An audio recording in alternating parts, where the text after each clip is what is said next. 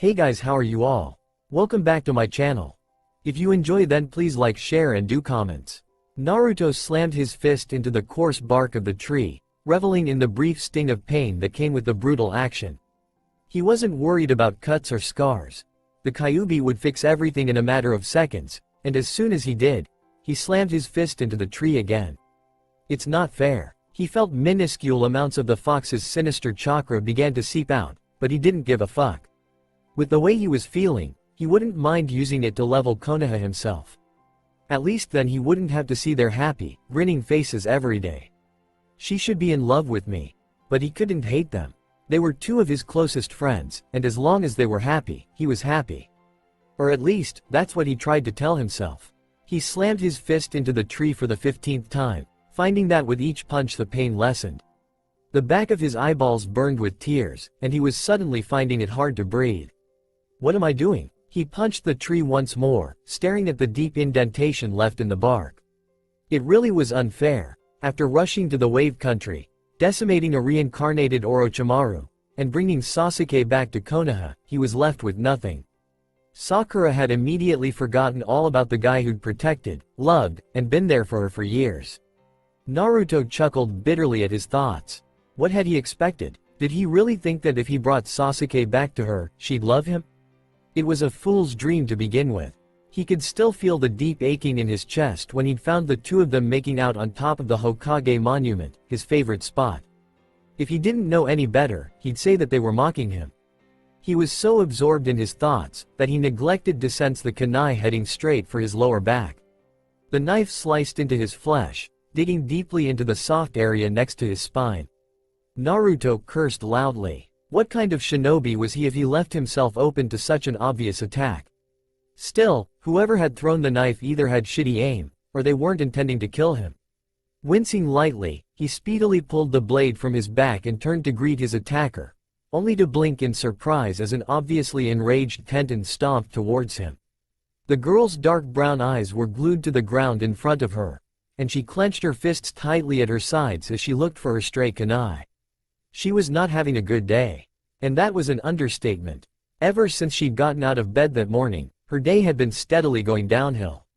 First, her alarm clock had neglected to go off that morning. Normally, that wasn't such a big deal since she only had training with Neji, Lee, and Guy. However, this morning was special. Very special. The local grocery store was having a once-in-lifetime half off of everything going out of business sale, and she just so happened to be running extremely low on funds. Contrary to popular belief, the only shinobi who made any real money were Anbu officers. Needless to say, by the time she'd gotten to the store, there was nothing, absolutely nothing, left on the shelves. Hell, even the canned bear meat was sold out, and no one ever ate that shit. Unfortunately, that was only the start of her horrible day. In her rush to get to the supermarket, she'd somehow managed to lose her purse, the very same purse that contained her food money for the next week, her shinobi ID, makeup kit, and her favorite brand of perfume. Very expensive perfume. The kind of perfume you'd have to whore yourself out 4 weeks to buy. In the shinobi world, that was pretty damn expensive. Shortly after that, the heel of her left shoe had broken. How the hell is that even possible? A bucket of fish water had fallen on her head. She'd been chased around the village by a horde of hungry cats, fallen down a manhole, and run into a conveniently placed pole while swatting away flies and cats. Oh, but that wasn't the end of it. After returning home for a shower, she discovered that she had forgotten to pay her gas and electric bill. As such, the water was ice cold as it blasted against her lightly tanned skin. The shock was so overwhelming that she'd hopped out of the shower stall, only to trip over her own feet and land flat on her face. As if that wasn't enough, she'd ripped her favorite pair of pants while getting dressed again, accidentally dropped her shirt in the toilet, and spilled the last of her lotion all over the bed. She scowled in remembrance of the day's events, kicking a random squirrel out of her way. Even when she was trying to let off some steam by training, she somehow managed to mess up. One of her kunai had slipped out of her hand as she was throwing it and sped off into the forest behind her. It just wasn't fair. Maybe the demon lord of fate was after her now, finally bored of fucking with her uptight teammate Neji. Yes, that had to be it. She stalked into the clearing to look for kunai, eyes fervently searching the ground for any sign of the lost weapon. She knew it was around her somewhere. She'd seen it head off in this direction as soon as it had left her hand. Looking for this? A monotone voice asked, a hint of annoyance in the man's tone. She snapped her head up to see Uzumaki Naruto staring at her with a less than pleased frown on his face. Her eyes widened in shock, and she immediately closed the distance between them with fear. "Oh, no, don't tell me that hit you. I'm sorry. I'm so sorry. It just slipped out of my hand and... It's okay, it just nicked me," he lied, feeling somewhat relieved by her worried reaction. Granted, it was probably because she didn't want to have to pay any medical bills or recompensate him for pain and suffering, but it was nice to have someone worrying over him for once. Tenten glared up at him disbelievingly, crossing her arms underneath her chest. "You're lying. The Demon Lord's been using me as his personal riding bitch today, so I know it did more than nick you." "Let me see it." Naruto lifted a slightly confused eyebrow, feeling his previous anger slowly ebb away. "The Demon Lord?" The young woman blushed lightly and shook her head, embarrassed at having mentioned her made-up antagonist out loud. Her eyes drifted to the deep, fist-sized crater in the tree behind him, causing her to furrow her brows in slight worry. There looked like there was blood inside and around the edges of the hole, but a brief glance at his knuckles relieved her of her momentary panic. Brushing the issue off, she turned her gaze back to the waiting blonde in front of her. Nothing," and stopped changing the subject. "Where did it hit you?" "I told you, it didn't really hit me." "Liar. Then just show me." "Wait a few seconds." "Huh? No. What if you're bleeding to death? If you don't show me the wound, I'll find it myself." Mildly annoyed, Naruto lifted his arms out to his sides and spread his legs, essentially assuming the position. If she wanted to find it, he wouldn't make it easy on her. "Go ahead." She blinked in surprise at the willing gesture, but slowly stepped up until she was standing directly in front of him. She didn't know why she was doing this. If he said he was fine, he was fine. Still, if he suddenly passed out and died from blood loss, she didn't want to have to explain to her mentor how she'd accidentally killed the woman's foster brother. Tenten glanced up to look at his frowning face before slowly reaching a shaky hand towards his bright orange shirt. A simple black plus sign sat directly in the center of the garment, enclosed by a small circle. She hesitantly lifted the hem of his shirt above his belly button, searching for any sign of blood. It was a lot tougher since she didn't know exactly where she'd hit him, and she hoped against hope that it was somewhere that wouldn't require the removal of his pants. On second thought, she'd better not hope for much. Taking a deeper breath, she lifted his shirt all the way up to his chest. Her eyes nearly gawked at the pounds of muscle adorning his torso, and she wondered what the hell kind of training he had done to get those kinds of results. The only people she knew that had a body like that were Guy and Lee, and they trained nearly every hour on the hour. A brief shudder went through her as she remembered the first and last time she'd seen the two of them topless. That was something she hoped to never, ever see again. She shook her head to concentrate on the matter at hand, scolding herself for becoming distracted by the boy's physique. She briefly ran her eyes over his front, and finding nothing wrong, moved around until she's standing behind him. Repeating the steps she'd taken on the other side of his body, she scanned his back for any sign of damage. Surprisingly enough, Naruto had been telling the truth when he said the knife had just nicked him. There was nothing but a tiny pink cut next to his spine, surrounded by a small smidgen of blood. Still feeling a bit guilty, she used the sleeve of her white top to wipe away the red fluid. "See? Told you," Naruto called, glancing over his shoulder to look at the smaller girl.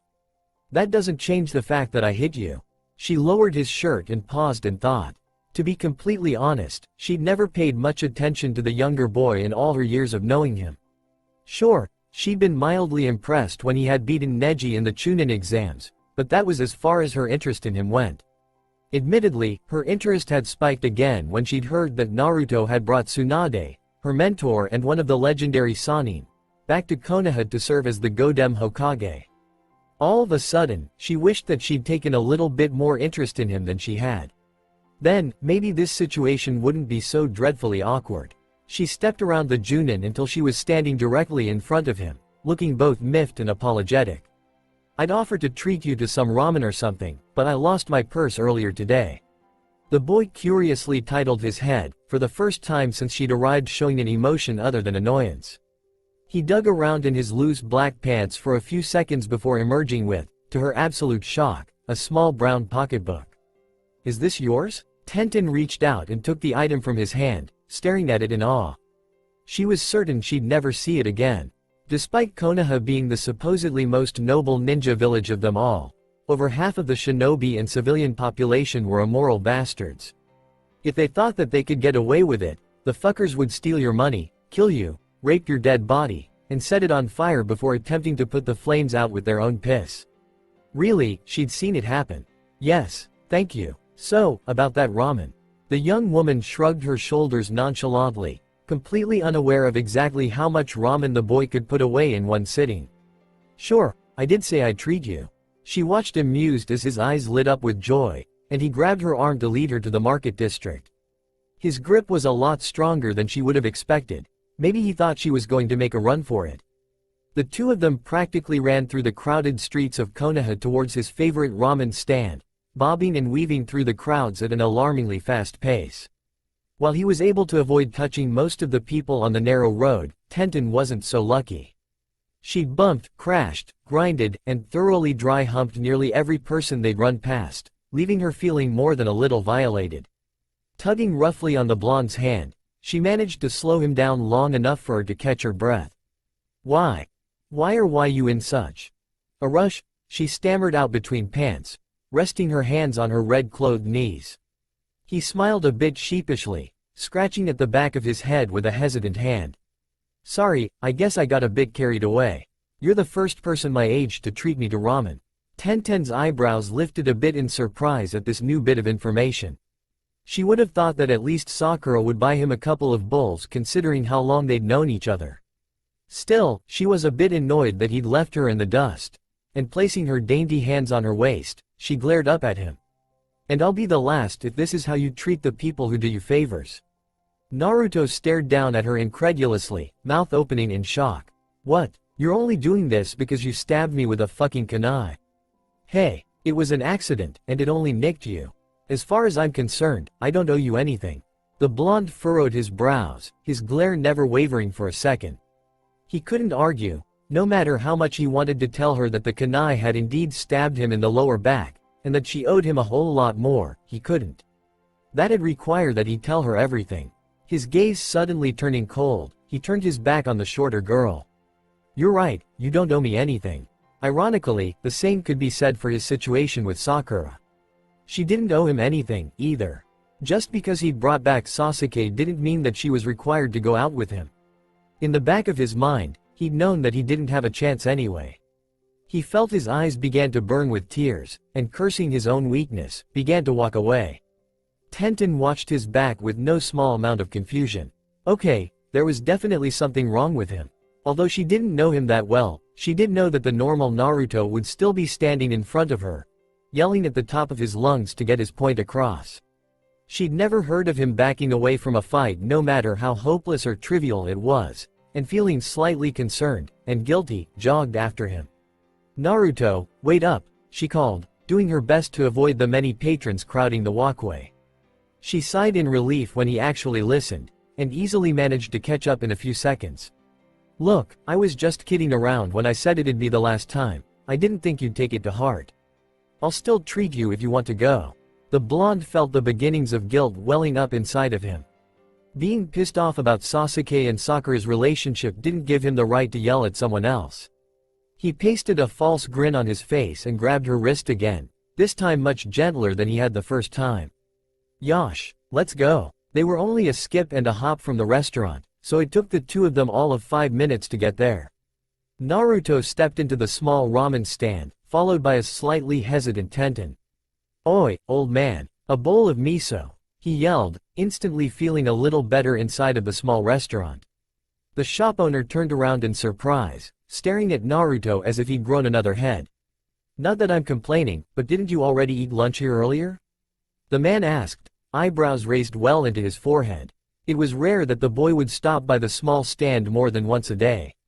Naruto jerked his thumb towards the brown-haired girl at his side, his fake grin widening a bit more. "She's treating." Tucci shot Tenten a look of pity before turning back to the stove to prepare some noodles. "Ah, I see." He turned his head enough to look at the confused girl. "What'll you have?" A bowl of vegetable ramen and a bottle of sake, please. Noticing the blonde's shocked stare, she scowled and crossed her arms under her chest. What? Shinobi are allowed to drink at the age of 16, and I'm 18. She didn't know why she was defending herself in the first place. Yeah, but, why? Tenten, feeling a bit patronized by his question, stiffly shrugged her shoulders. Because it helps to get my mind off things. A lot of bad stuff happened today, and I plan to get drunk enough to forget all about them. With the same annoyingly shocked stare on his face, he tilted his head in his trademark fashion, looking straight into Tenten's brown eyes. To be honest, he'd never understood why people drank sake in the first place. The stuff tasted like a mix between vinegar and the dirty water left over after washing his underwear. In other words, like shit. Still, curiosity won out over his surprise, and he regarded the girl with a small frown. What kind of stuff? The girl felt like laughing out loud at the innocent question. God, where did she begin? Turning around on her stool so that she was facing him, she began to relay each and every horrible thing that had happened to her, often evoking a loud snort or chuckle from Naruto. They were so wrapped up in their conversation that neither of them paid much attention to the food when it arrived, and that was quite a shock considering the boy's penchant for ramen.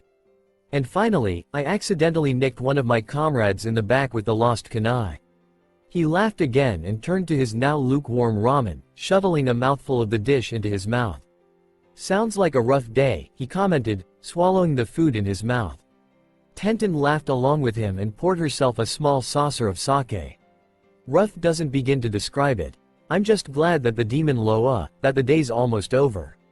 She downed the serving of alcohol in one gulp, reveling in the familiar bitter taste that accompanied the drink. The tingling burn she felt seemed to rejuvenate her tired body, and let out a loud sigh as she felt the liquid settle in her belly. So, what about you? What were you doing way out on the 20th training field? Watching his face, she noticed that his expression seemed to darken a bit. The same thing you were doing. Abandoning the conversation, he turned his full attention to the cooling food in front of him, shoving another mouthful of noodles into his mouth. Not one to be easily put off, Tenten leaned forward until she literally raping his personal space. You were letting off steam too? What for? When he didn't answer, she slid a saucer of sake over to the eating blonde. If all else fails, get them drunk. He stared down at the shallow cup with a small frown, already reeling from the strong, bitter smell of the alcohol. What's wrong? Tenten asked, a challenging grin appearing on her face. Is the great Uzumaki Naruto afraid of a little sake? The blonde growled in the back of his throat, doing his best to tune the girl out. I thought you never backed down from a challenge. Peeved, I should have known you were all talk and no action. Shut up, he roared, startling the old man behind the counter. He grabbed the shallow dish and downed the drink in one gulp, missing the wide grin that was breaking out on Tenten's face.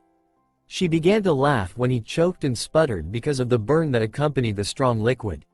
Well, what do you know, you do have some balls. Here, have another. She refilled his dish and stared at him expectantly. After recovering enough to speak, Naruto shot her his meanest glare and pushed the cup away. No way, that shit almost killed me. What, this stuff? Lifting the dish to her mouth, she easily swallowed the alcohol without so much as a cough. Only a wimp couldn't handle a little sake. To be honest, she was already starting to feel the effects of the alcohol in her system. Naruto looked just a little bit blurry as compared to a few seconds ago. Fine, gimme that. He snatched the cup off of the counter, boisterously drinking and swallowing another serving. He somehow managed to avoid choking, and satisfied that he'd successfully downed the fluid, shot her a challenging grin. Easy. Unfortunately for him, Tenten wasn't quite done. She motioned for the shop owner to bring her another couple of bottles of sake, much to the old man's chagrin. It wasn't his place to tell a customer what they should and shouldn't be doing, and as much as he wanted to put a stop to the drinking game, he knew nothing short of knocking the teens out would end their dangerous play. With a heavy sigh, he placed 2 more bottles onto the counter, frowning as the girl immediately set about refilling their saucers. 2 cups? She taunted, staring him in the eyes. Only a bitch can't handle more than that. She threw back another serving of sake before slamming it back down, grinning when he did the same. She watched amused as his eyes seemed to cross for a second, and briefly wondered if hers were doing the same. The game continued for many more rounds, each of them managing to get down 15 servings of sake. By now the entire restaurant was blurry except for certain items coming in and out of focus at random times. She suddenly remembered her original goal, and casually drinking another saucer of sake, she turned in the direction she believed Naruto was seated. "So, what was you pissed off about?" she slurred, body wavering ever so slightly. The blonde too drank another cup and shrugged. "Yeah no, seems sorta stupid now. I saw Sakura-chan in Sasuke Teme making out and shit, so I fucked up, da first thing I sawed. Know what's real fucked up? I brought, da bastard back for her, and she started fucking him the first chance she got." As if understanding what he was saying, when she really didn't, Tenten gaily nodded her head. "Yeah man, that's some fucked up shit there. I know what that shit feels like." The ramen store owner could only shake his head in exasperation as Tenten tilted one of their many bottles into the air, swallowing everything that was left in the small white container. "Oi, old man, gimme a nutter," she yelled, slamming her hand on the countertop. Finally drawing the line, Tucci grabbed the empty bottles and pulled them back into the kitchen, tossing them into the recycle bin sitting next to the sink. "I'm cutting you two off for the night. I don't want to be responsible for you guys getting alcohol poisoning." The kunoichi growled viciously and flipped the man off with a perfectly manicured finger, pushing herself into what she assumed was a standing position. "Fuck you, tosser. Come on Naruto, let's get outta here." The blonde too shot the surprised store owner a middle finger, and tossing some bills onto the wooden surface, staggered out of the roadside stand with Tenten leaning against him for support. Tucci could only sigh as the two of them ran smack dab into a telephone pole, nearly causing it to uproot and fall over. If those two were supposed to be Konoha's future, they were all fucked. "Shit, man, did you see da look on that punk bitch's face when we flipped, I am off?" Tenten practically shouted as they swaggered towards the residential district. Naruto laughed out loud, showing every one of his clear white teeth. "Hell yeah, fuck, fucking badass for a chick, you know dat? I'm fucking serious man, you're like the awesomest bitch I know." The kunoichi joined him in his laughter, having to hold her arm out in front of herself to keep them from falling over. "Nah, dude, you're pretty boss yourself. Shit, I dunno why the hell you don't got a girlfriend. You a fag or something?" He laughed again, nearly tripping over his own feet for the 5th time since they'd set out for. "Oi, where da hell are we going anyway?" Naruto asked, the first smart thing that had come out of his mouth since they began drinking. Tenten flashed him a flirtatious grin. There were two types of drunks in the world, happy drunks and sad drunks. Happy drunks tended to become exceedingly horny, flirtatious, and, well, happy. Sad drunks tended to become suicidal, depressed, and an all-around horrible person to be around. Fortunately, or unfortunately, depending on your point of view, Tenten was a happy drunk. "To my place." She led him up the stairs to her flat, holding onto the railing for dear life as she ascended. It didn't help that the entire world was spinning around her, nor that she was having trouble figuring out which was way up and which way was down. Luckily for both of them, her apartment was the first door at the top of the stairs, otherwise, there was a strong chance that one or both of them would have fallen over the protective railing fencing in the second floor. After fumbling around in her deep red pants for 2 minutes looking for her keys, she pouted slightly and glanced back at the blonde behind her. "Help me out here, I can't find my fucking keys." Naruto blinked in confusion for a few seconds, staring at her as if she'd grown another head. He eventually understood what she wanted him to do, and with a small grunt, he jammed his large hands into her back pockets to help her look. The girl squealed loudly at the contact, uncharacteristically breaking out into a fit of giggles. "Fucking perv." Grinning widely, Naruto squeezed her ass through her pants, causing her to shriek again. She pressed herself snugly up against his larger body, shivering when she felt his shallow breath against her neck. He reeked of ramen and cheap sake, but then again, so did she. The feel of something hard pressing into her lower back caused her to freeze momentarily, and she shifted her position a bit to find a more comfortable spot. It wasn't until he groaned softly into her ear that she understood what the object that had been poking her was. Giggling once again, she deliberately rubbed herself against him, pretending to still be searching for her keys. For his part, Naruto felt like he was in heaven and hell at the same time. The immense amounts of pleasure he was receiving was murder on his nervous system, and he briefly wondered if it was her goal to drive him mad with her teasing. Luckily for him, he was temporarily put of his misery when she finally emerged with a small set of keys. "Found him," she exclaimed, jiggling the pieces of metal in front of his eyes. She reluctantly stepped away from his body, and after 2 or 3, 9 or 10, tries, managed to smoothly slip the correct key into the lock. She quickly opened and stumbled into the door, loudly banging the doorknob against the adjacent wall. Her mind didn't even register the noise, however, as she was focused on one thing and one thing only: Naruto. Tenten pulled him into her apartment and shut the door behind him as if sealing his fate. Her eyes were dark with lust, and rushing up to the equally horny blonde, she roughly shoved him up against the door and slammed her lips to his in a sloppy kiss. Their hands roamed over each other's bodies, feeling, touching, and thoroughly molesting everything they could. It hadn't even occurred to her that this was her first kiss, nor that she had absolutely no idea what or why she was doing it. All she knew was that it felt damn good. She forcefully shoved her tongue into his mouth, briefly recalling the stories Ino had told her about her many conquests with the shinobi population.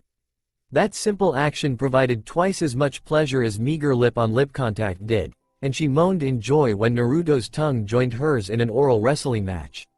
The battle for dominance was incredibly fierce as both ninja fought for control, a battle which Tenten quickly lost when his hands somehow managed to snake their way up her shirt to loosely cup her breasts. Naruto," she moaned, breaking the kiss to tilt her head back in bliss. This was far better than any romance novel or story she'd ever heard, and 10 times more intense. What the fuck had she been missing out on for all of these years? She moaned again when he attacked the newly exposed skin of her neck, licking and sucking at the tender flesh as if his life depended on it. It felt so fucking good that she couldn't help but wonder if he'd done this before. Not wanting to be so easily outdone, she slipped her hands into the front of loose black pants, sliding the appendages lower and lower until they gripped something both hard and soft at the same time. She couldn't help but marvel at how hot the pulsing organ was, and how large it felt in comparison to her calloused hands. A smile broke out on her face when he stopped his attack on her neck long enough to groan, and she instantly knew that she'd gained control again. She slowly began to pump the throbbing rob resting in her hands, reveling in the soft moans and whimpers coming from Naruto's throat. It was almost as if she were holding all of the world's power in her hands, a power great enough to bring even the strongest of men to their knees. So absorbed in her miniature power trip, Tenten missed the removal of his hands from her breasts until he had easily hefted her up by her thighs, bringing her high enough to where he could freely capture her lips in another bone-searing kiss. "Bedroom," he muttered, breaking the lip lock long enough for her to answer. She pointed to her left and latched her lips onto his again, hanging on for dear life as he walked the both of them to her queen-sized bed. Unfortunately for both of them, Naruto found it nearly impossible to navigate through the dark apartment drunk, even more so with a vigorously active girl in his arms. After much stumbling, crashing, and pain, he eventually made it to the oh-so-holy sanctuary known as Tenten's bedroom. Without so much as a warning, he threw her back first onto the feather-filled mattress before jumping onto the bed after her, fully intending to continue their amorous activities. He wasn't counting on Tenten expertly rolling him onto his back so that she was straddling him. He watched wide-eyed as she reached into the pouch still attached to the back of her pants and emerged with a single sharpened kunai, effortlessly slicing the shirt open down the front and ripping it off of him. "Did you really have to do that?" he asked, panting in both nervousness and exertion. Rather than answer, she eagerly attached her lips to his left nipple, sucking ferociously on the small protruding bud. She smiled around the teat when he began to writhe under her, and quickly brought her other hand up to massage the right one. She switched sides after almost a minute of this, connecting her mouth to the right nipple and using her hand to toy with the other. God, Tenten, having had enough of her delicious torture, he suddenly sat up on the bed, evoking a small meep from the smaller girl on top of him. Naruto grabbed the bottom of her shirt and began to pull it up, smirking slightly when she earnestly lifted her arms above her head to assist him. "Like what you see," Tenten teased, cupping her breasts for added effect. She was exceedingly glad that she'd foregone wearing a bra that day, as that was one less step they had to go through. Her smile widened when she realized that he was still stuck on her chest, and she took that chance to quickly unbuckle his pants and pull both them and his boxers off of him. That same smile turned into a "oh" of shock as she got a good look at what he was working with. The thing had to be every bit of 7 inches long, pretty impressive considering what she'd heard and read about a man's penis. For the first time since they'd started, she felt a small bit of fear edging out the overwhelming lust permeating throughout her body. She wasn't sure if that thing would fit in her admittedly petite body without bursting through her cervix first. Luckily for both of them, her lust far outweighed the fear, and she hurriedly stripped off her own pants and panties and straddled the now very nervous Naruto. She gripped his pulsating rod and placed at the entrance to her vagina, biting her lip as she stared down into his cerulean blue eyes. Scared? He slowly shook his head, a tiny smile appearing on his still somewhat childish face. Hell no. Good. Closing her eyes tightly, she leaned forward and captured his lips in another kiss before all but slamming herself down onto him. While it did hurt a bit, the pain wasn't nearly as bad as she'd thought it would be. She chalked the small phenomenon up to the fact that she was a kunoichi, drunk, and that her hymen had been broken years ago while training. Still, she broke the kiss and leaned forward onto his chest, struggling to get used to the feeling of having something so large inside of her. It was a strange feeling, but not at all unpleasant. She felt, well, full. "Are you okay?" Naruto asked, awkwardly rubbing her back as she leaned against him. She nodded into his chest, and as if confirming her answer, Tenten slowly began to move against him. The effect was immediate. Both Junin gasped out in pleasure, unused to the intense feelings emanating from their conjoined genitals. Everything they'd done up until this point was like child's play compared to the main event. She paused momentarily to catch her breath, barely able to believe that something so simple could feel so fucking good. She rested for a few more seconds before resuming their act, grinding against him at a much quicker pace than before. Every nerve in her body felt like it was being dipped into a pool of molten lava, and she was forced to leave her mouth wide open lest she suffocate. Naruto placed light, slow kisses along the left side of her neck and collarbone, wrapping his right arm around her waist to help her slide against him. It took every ounce of his concentration not to explode right there, and if he didn't do something to distract himself, he wouldn't last more than a minute. With that thought in mind, he brought his left hand up to her breasts, idly rubbing and pinching the nipples. Her moans intensified considerably, and he suddenly felt her begin to speed up against him. "Fuck, I'm not gonna last long if you go that fast." Still, Tenten paid him no mind and increased her pace even more, shaking the entire bed with her movements. She was exceedingly glad that her mattress was stuffed with feathers rather than coil springs. Otherwise, she was certain that she would have awakened the entire building with her activities. Her face slick with sweat, she once again leaned forward to kiss him, practically jamming her tongue down his throat in the process. She distantly noted that the buns in her had come loose, and as such, her long, shoulder-blade-length hair was bouncing freely around them, occasionally smacking one or both of them in the face. The slow burning in the bottom of her stomach was now a raging maelstrom, and breaking off the kiss once again, she leaned back to fully enjoy the pleasures Naruto was bestowing upon her. Naruto, she stuttered, her eyelids half closed and her mouth wide open. I'm. At that moment, her body suddenly stiffened and jerked on top of him, a loud shriek tearing its way out of her throat as her eyes shot open in bliss. She felt herself thrown into vicious spasms, and her toes curled and uncurled with delicious pleasure. Shortly after, her partner joined her in the throes of passion. "Ah, shit," he yelled, feeling himself begin to jerk and spasm like Tenten had done only moments before. He felt something shoot out of his painfully erect penis as his body exploded in pleasure, and he tightly closed his eyes to clear away the millions of stars flying around in front of him. It took both of them a full 3 minutes to come down from the temporary high known as an orgasm, and the two Junin relaxed against each other in post-coital bliss. It was easily the most thrilling and heart-pumping encounter that either of them had ever had the pleasure of experiencing. Naruto slowly leaned back until he was fully reclining against the soft, downy mattress. The brunette lay wantonly on top of him, already feeling unconsciousness begin to creep in at the edges of her vision. That was fucking amazing," Tenten drawled, leaning her head on his muscular chest. The blonde below her laughed lightly. "Amazing, don't begin to describe that. She nodded her head minutely to show that she agreed before closing her eyes to get some well-deserved rest. Tenten groggily opened her eyes, quickly narrowing her dark brown orbs in a futile attempt to block out the sunlight. Groaning, she pushed herself up onto her haunches, a move that she quickly regretted when her head began to pound and throb as if a miniature parade of hippos were gaily stomping around inside of her brain. On second thought, it felt more like an alien chestburster was trying to claw its way out of her forehead. Yes, that was much closer to what she was feeling.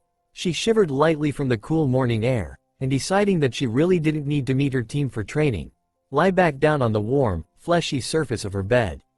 It took her all of 5 seconds to realize that beds weren't supposed to be warm and fleshy, but instead, soft and cozy.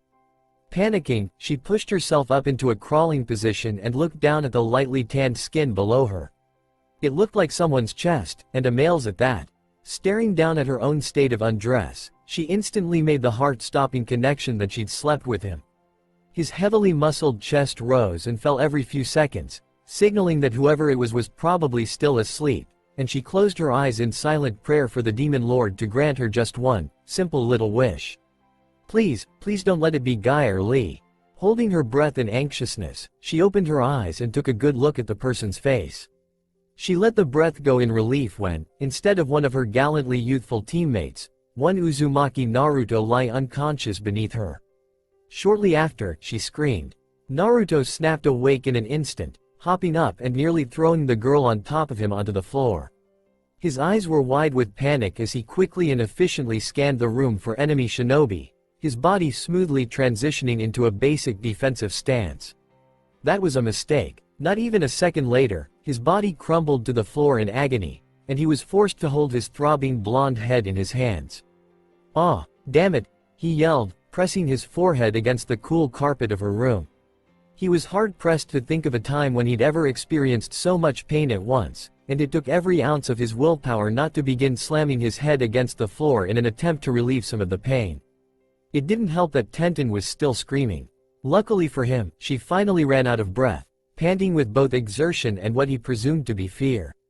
It took him a few more seconds, but eventually Naruto pulled himself off of the floor and grabbed one of her bed sheets. "Here," he muttered, holding the cloth out with blushing cheeks. Tenten snatched the white sheet from his hand and wrapped it around herself, glaring up at him the entire time. "What the hell?" she screamed, eyes filled with murderous intent. "Why you?" The blonde frowned lightly, unsure of how to take the question. He managed to find his bright orange boxers and slip them on, plopping back down on the girl's feather-stuffed bed. "Hey, don't ask me. The last thing I remember was that you were treating me to ramen, and then..." A light bulb seemed to literally appear above his head, and he pointed an accusing finger at the half-naked Kunoichi. "It's your fault. You made me drink sake, got me drunk, and then brought me back here and raped me." Tenten's mouth dropped open. Was he stupid? Annoyed by his, obviously, false accusation, she stood to her feet and pointed a finger right back at him.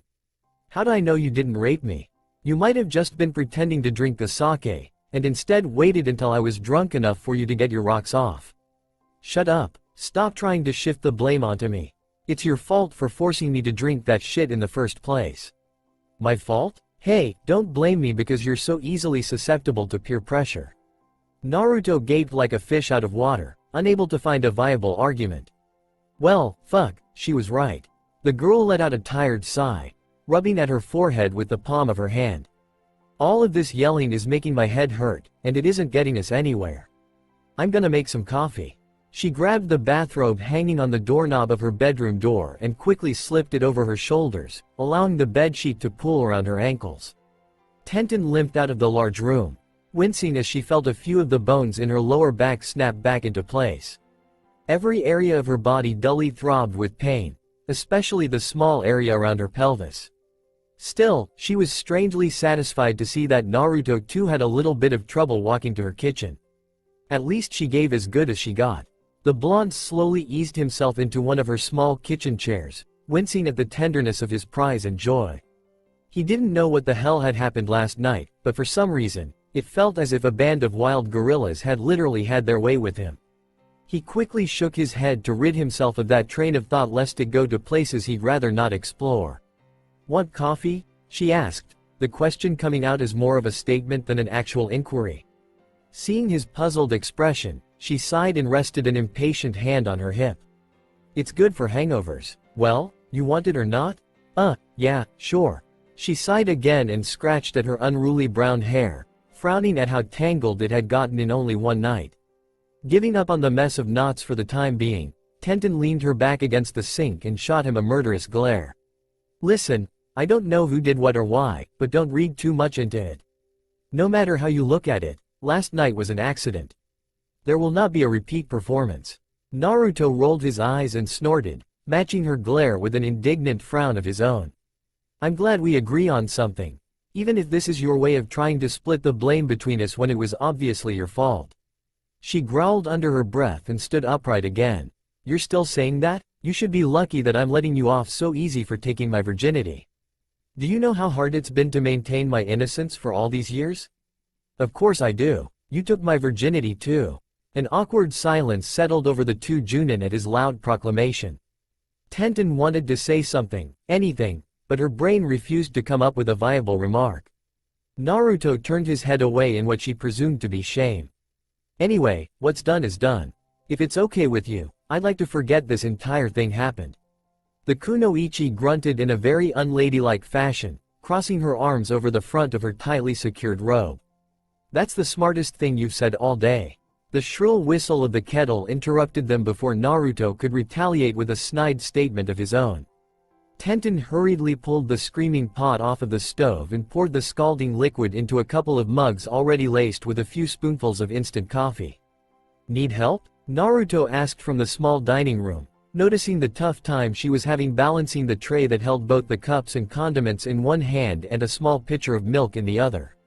She shook her head slightly and wobbled over to the table, letting loose a sigh when she finally placed the items onto the hardwood surface before setting herself down in the only remaining chair. She immediately set to work adding in milk and sugar, stirring the contents with a tiny spoon she'd bought just for that purpose. Tenton lifted the cup to her lips and took a long sip, closing her eyes in bliss at the rich flavor the simple drink provided.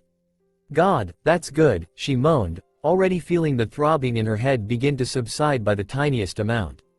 Naruto nodded his agreement, already halfway done with his cup. Yeah, but Ero-sen, I mean, Jiraiya says that you should drink a cup of water right after. I dunno if it works, though. He watched her nod slightly and take another sip, suddenly noticing something strange about the young woman. You look good with your hair down. Tenton choked on her coffee, spraying the dark liquid all over the table. What? Look, no matter what you say, there's no way in hell I'm sleeping with you again. Shocked, the blonde hopped to his feet in anger. I was just making an observation. Is this how you treat guys who give you a simple compliment? No wonder you were still a virgin. That was it. She slammed her hands onto the tabletop and pointed to the door, gritting her teeth in barely restrained anger. Leave, now. Naruto waltzed over to the exit, leaving his half-finished cup of coffee on the table. Gladly. Just as he was about to open the door, he remembered that he was only wearing a pair of boxers.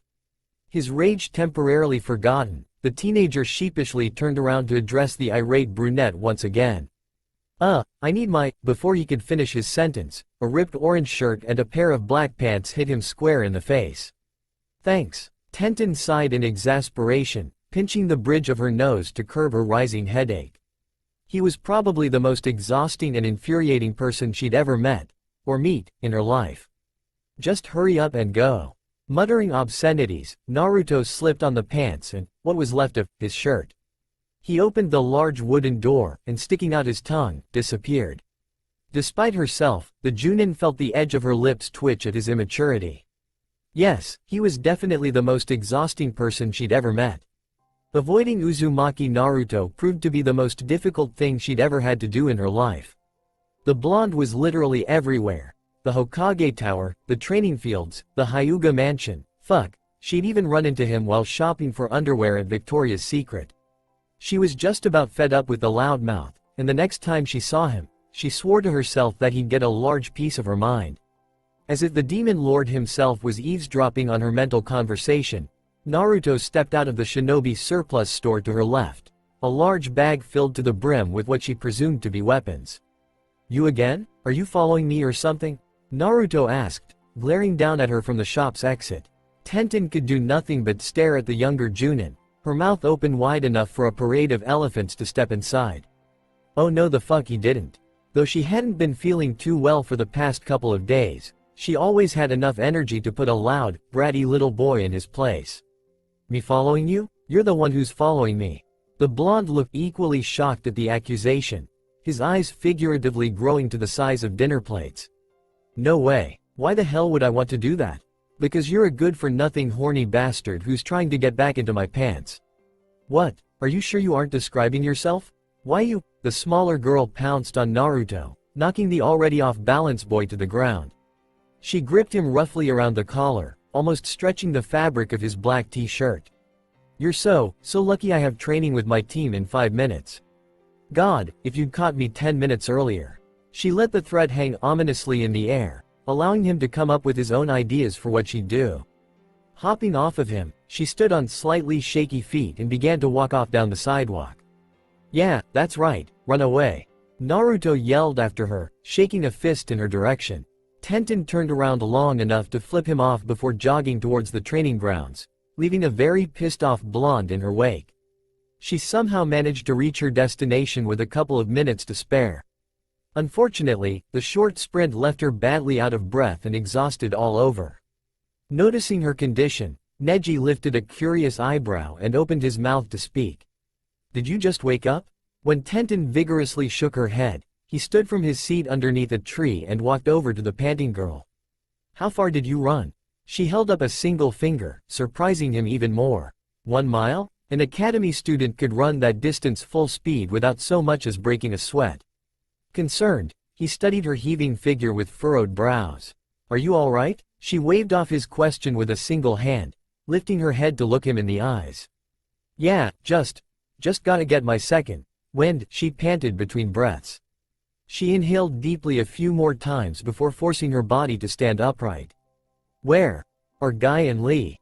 He noticed her face looked a little paler than usual, and still watching her with a critical eye, motioned for her to take a seat on one of the stumps. They were here a few minutes ago. Guy proposed that we all take a lap around Konoha while we waited for you to arrive, and Lee, being Lee, exuberantly agreed. They should be back relatively soon. She nodded slowly, relaxing her posture a bit more now that she knew she had some time. More importantly, perhaps you should just head on home. If you are this tired after running only a mile, you will not be able to keep up with us during training. I'm fine, really. See? I've already recovered. She stood up to prove her point. Unfortunately, she was forced to sit back down only a few seconds later. Well, I'll have recovered by the time Guy and Lee re. Yosh. Tenten has arrived, Guy-sensei. Let us go all out during our training today. Fuck. Tenten hung her head, mumbling under her breath about demon lords and stupid blondes. Placing her hands on her knees, she hefted herself up once again. She wobbled for a few seconds, feeling her eyes begin to zoom out of focus from the sudden action, but she was eventually able to get a hold on her footing and slowly walked over to her youthful teammates. What's the plan for today? She asked, placing her hands on her hips. Guy shot her one of his infamous blinding grins, twisting his body into an incredibly strange and gay-looking pose. Ah, your youthful motivation excites me. Today, we'll do 1,000 push-ups, 500 sit-ups, 2,000 kicks and punches, and then we'll run 20 laps around Konoha. All while balancing a large rock on our heads. Tears formed at the edges of Lee's eyes, and he clenched his fists powerfully in front of himself. It was almost scary how much he looked like his teacher now that he had a Junin vest of his very own. Oh, Guy-sensei, I cannot wait. Let us pour our sweat and tears into our training so that we may rekindle our passionate flames of youth. The two men hugged fiercely, tears pouring down their cheeks as they sobbed. Well said, Lee, Guy-sensei. Lee, Guy-sensei. Lee, Guy-sens. Enough. Tenten screeched, stamping her foot in frustration. God, every damn time. I meant the plan for us normal humans.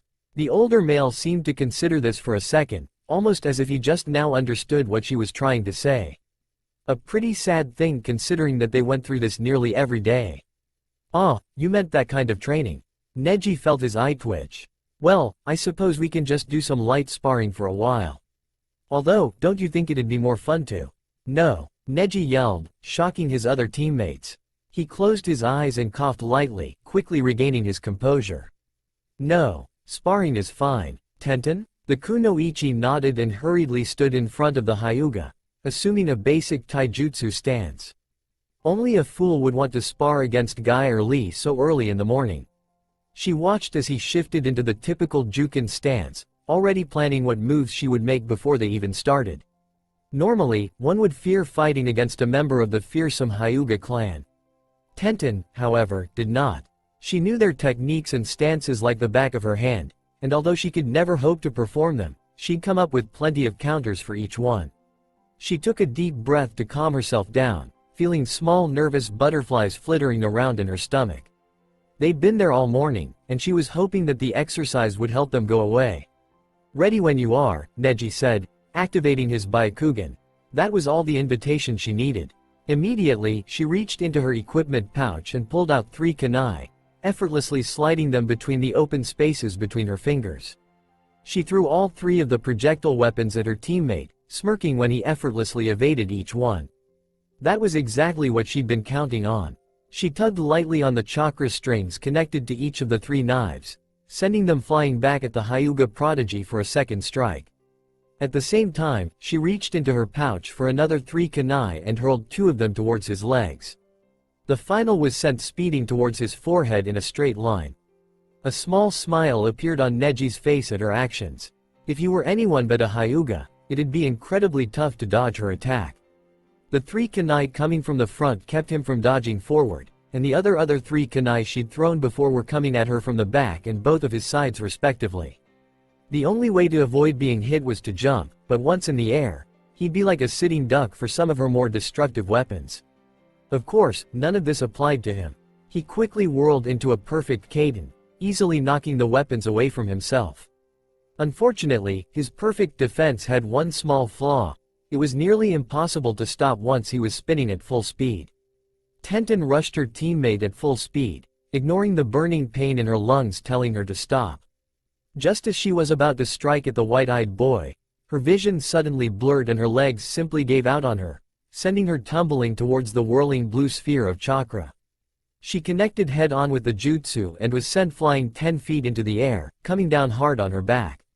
He waited a few seconds for her to get up, and when she didn't so much as flinch from her position on the ground, he hastily cancelled the jutsu. "Tenten!" Neji yelled, white eyes wide as he stared over at her. He, along with an equally concerned Lee and Guy, rushed over to the eerily still girl. He slid to a stop in front of her, immediately kneeling down by her side. "Tenten, wake up!" Lee's bushy eyebrows knitted together with worry, and he too began to yell for her to wake. "Tenten, gather your youthful energy and return to us." He shook her arm in attempt to rouse her, his frown deepening when the action had no effect. "Neji, how could you? You've extinguished her burning passion well before its time." "Lee?" Neji asked, shifting his eyes away from Tenten for a second. "Yes, my nefariously youthful rival? Shut up." He turned his attention back to the unconscious kunoichi lying on the lush green grass of their training grounds. He felt a bit guilty for allowing her to train, especially after witnessing how much trouble she'd had simply walking. To his relief, Tenten's eyes slowly slid open, squinting lightly to block out the sunlight hitting her square in the face. She quickly pushed herself up into a sitting position, holding her head lightly in her hands. "NNGH, what happened?" Before either of them could open their mouths to speak, she slammed her hands over her own mouth in an attempt to stem the torrent of vomit threatening to spew out of the orifice. Needless to say, the effort was futile. She managed to turn her head just in time to avoid barfing all over herself, erupting all over the grass at her side.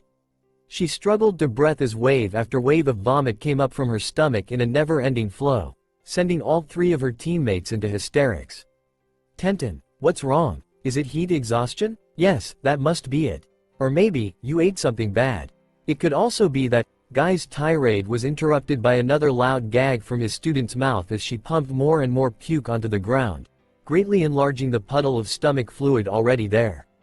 Neji awkwardly rubbed her back, feeling extremely useless as she emptied her guts all over the training field.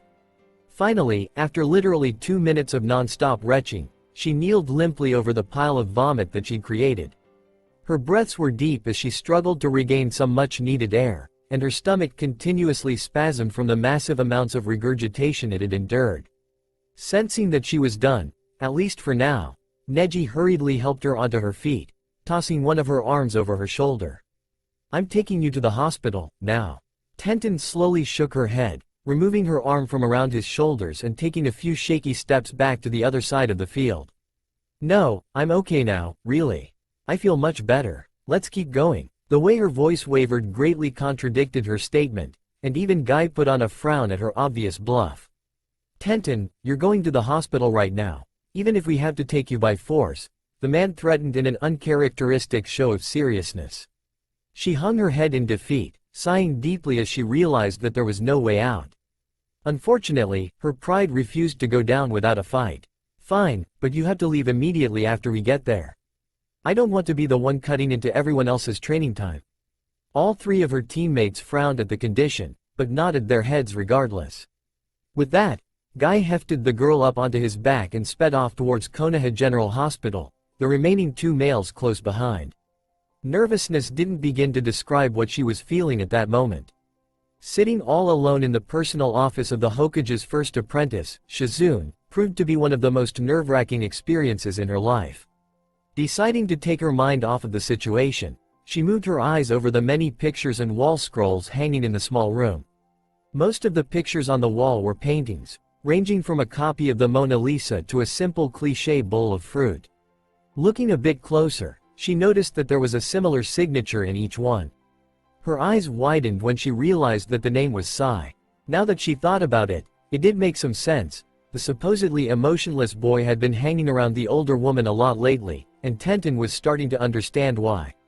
She turned her attention to the photographs on the desk, desperately wanting to get off of that train of thought. The first picture was of a young Shizune, Tsunade, and Tenten at some strange casino. The Hokage was frowning deeply at a nervous-looking Shizune for some reason, and the Junin found herself wondering what exactly was going on when the picture was taken. The second picture was of her and Kakashi. His hand was resting playfully on top of her head as he smiled that familiar one-eyed smile at the camera, while an extremely red-faced Shizune smiled along with him. Tenten's eyebrows arched in surprise. Either Kakashi had said something embarrassing right before the picture was taken, or the medic Nin had a thing for the older shinobi. The third and final picture was one she'd seen many times on the Godime's desk. It included a pervertedly grinning Jiraiya, smiling Tsunade and Shizune, Tenten, and of course, a widely smiling Naruto. She frowned deeply at the picture of the blonde, sticking her tongue out at him for good measure. It was really starting to become annoying seeing him everywhere.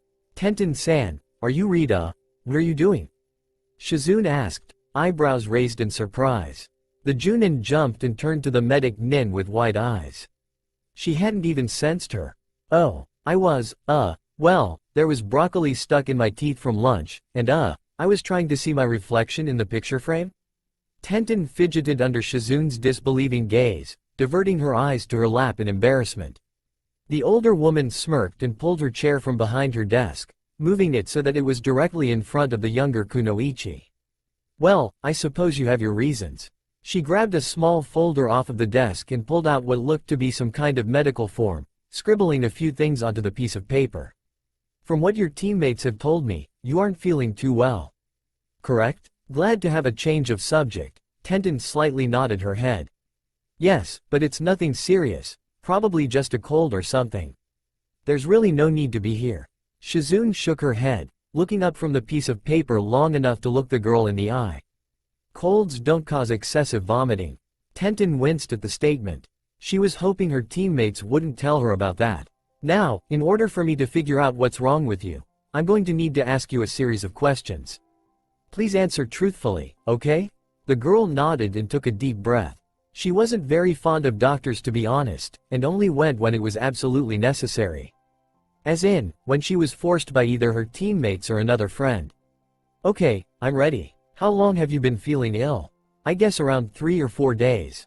Have you experienced symptoms like this before?" "Once, when I had a fever during my last year at the academy." "What was done about it last time?" "I just took a few days off." Shizune nodded and quickly wrote the answers down. "What are your symptoms?" Tenten tilted her head slightly and thought. Well, other than vomiting, fatigue, soreness, and a little bit of dizziness. I'm sure it'll go away soon, though. Does it come or go, or is it constant? The dizziness and vomiting comes and goes, but the other stuff I feel all the time. Does it affect your feelings, home life, or work life? If so, how much? Sort of. I never feel like doing anything, so it affects it a lot. What parts of the body does the soreness affect? All over, but mostly in my chest. The medic Nin glanced up for a second, giving the younger Kunoichi a funny look. Really? That's interesting. Do you take any medications, supplements, or herbal remedies? No, but I took an aspirin last night to get rid of my headache. Have you ever, or do you currently smoke? How often and how much alcohol do you drink? Do you or have you ever taken any recreational drugs? Tenten blinked at the questions.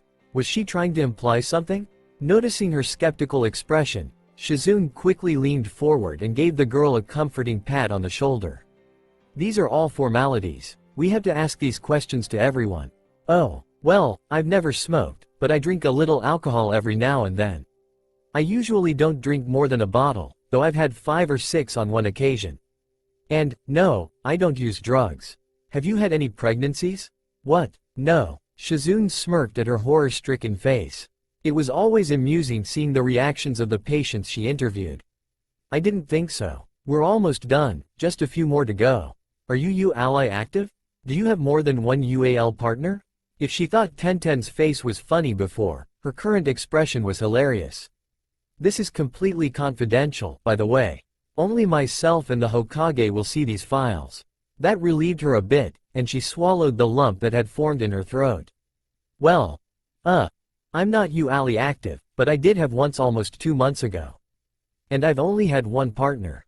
Are any of your UAL partners of the same? Did you use any method of protection? No, it was a guy, and her face suddenly turned a deathly pale as she realized something horrible. It couldn't be that. And, no, we didn't use protection. It took every ounce of Shizune's willpower and medical training not to stare at the Kunoichi in shock. I see. Well, then, those are all the questions I have for you. I think I've figured out what's wrong with you, but I'd like to run a few tests just to be sure. Please follow me. The medic Nin stiffly stood up and walked out of the room, followed by an equally stiff Tenten. Luckily, the hallway was virtually empty except for a couple of chattering nurses, and the trip to the machinery lab was relatively uneventful. At least, on the outside. On the inside, the Junin was an emotional wreck. Her mind was flooded with all kinds of possibilities, and she fought to keep her composure as they made the short trek down the hallway. She clenched and unclenched her fingers, and a small sweat began to break out on her forehead. It couldn't be. Here we are, Shizune called, holding the door open for the girl. Tenten quickly entered the room and took a look around. It was much larger than the office she'd been in previously, and all kinds of different machines littered the white-walled room. The medic Nin led her over to a relatively secluded corner, and pulling the curtain, turned to the Junin with a small smile. Please go into the door on your left and empty your bladder, if you can. Still too shocked to argue, she opened the door and entered the small bathroom. It didn't take long for her to relieve herself, as all the nervousness was really starting to catch up to her. She exited the room and nodded to the older woman. I'm finished. Good. Please remove your pants and underwear and lie down on the examining table. Tenten stiffly nodded again, doing as she asked in a slow and careful manner. Her entire body felt numb with fear, and an odd sinking feeling began to settle in her stomach. What is this? She asked, trying to make conversation. It often helped to relieve nervousness, as she'd found out during one of her many A-ranked missions. Shizune smiled gently and began to prepare something the younger girl couldn't see. This is what's called a transvaginal ultrasound. It sends out high-frequency sound waves that allow us to see everything inside of you. Now, this won't hurt, but you may feel some mild discomfort throughout this test. It'll take around half an hour, so in the meantime, would you like a magazine? Tenten slowly shook her head, feeling her heart rate begin to speed up with each passing second. There was no way she'd be able to concentrate on anything in her current state. And no, I'm fine. Alright then, I'll be starting now. Shizune gently inserted the mechanical probe into Tenten, wincing at the obviously pained expression on the girl's face. Don't worry, it'll be over before you know it. After making sure it was all the way in, she turned to the machine and began to press and turn the buttons littering the bulky console. The device whirred to live, startling the younger Junin once again. Is it on? Shizune smiled down at her and nodded before turning back to the machine. Yes, just relax as best you can, though I know it's probably not what you want to hear at the moment. Tenten stared up at the ceiling in deep thought, doing her best to calm down. She was probably just overreacting. Yes, that had to be it. There was no possible way that. A brief shudder went through her at the thought. Maybe it'd be best if she got her mind off of that particular train of thought. So, she started, swallowing noisily over the beeping and whirring of the machine. I haven't seen Sakura around here today. Is she off? The black-haired woman turned away from the machine, considering the girl's question. Well, yes and no. She's working today, but Hokage-sama allowed her to take an extra long lunch break so that she could spend some time with Sasuke. Shizune's face noticeably fell at the mention of the raven-haired teenager. I feel bad for Naruto-kun, but I can't really blame Sakura-san for turning him down. You love who you love, right? Tenten turned her gaze back to the simple white ceiling. I wouldn't know. Shizune raised her eyebrows slightly, curious as to the bitter expression marring the young Junin's face. Is something bothering you? You can talk to me about it, if you'd like. As I said before, everything that happens in this building will remain strictly confidential. If it's a personal problem, I can keep it just between us. A loud sigh erupted from Tenten's mouth at the proposition.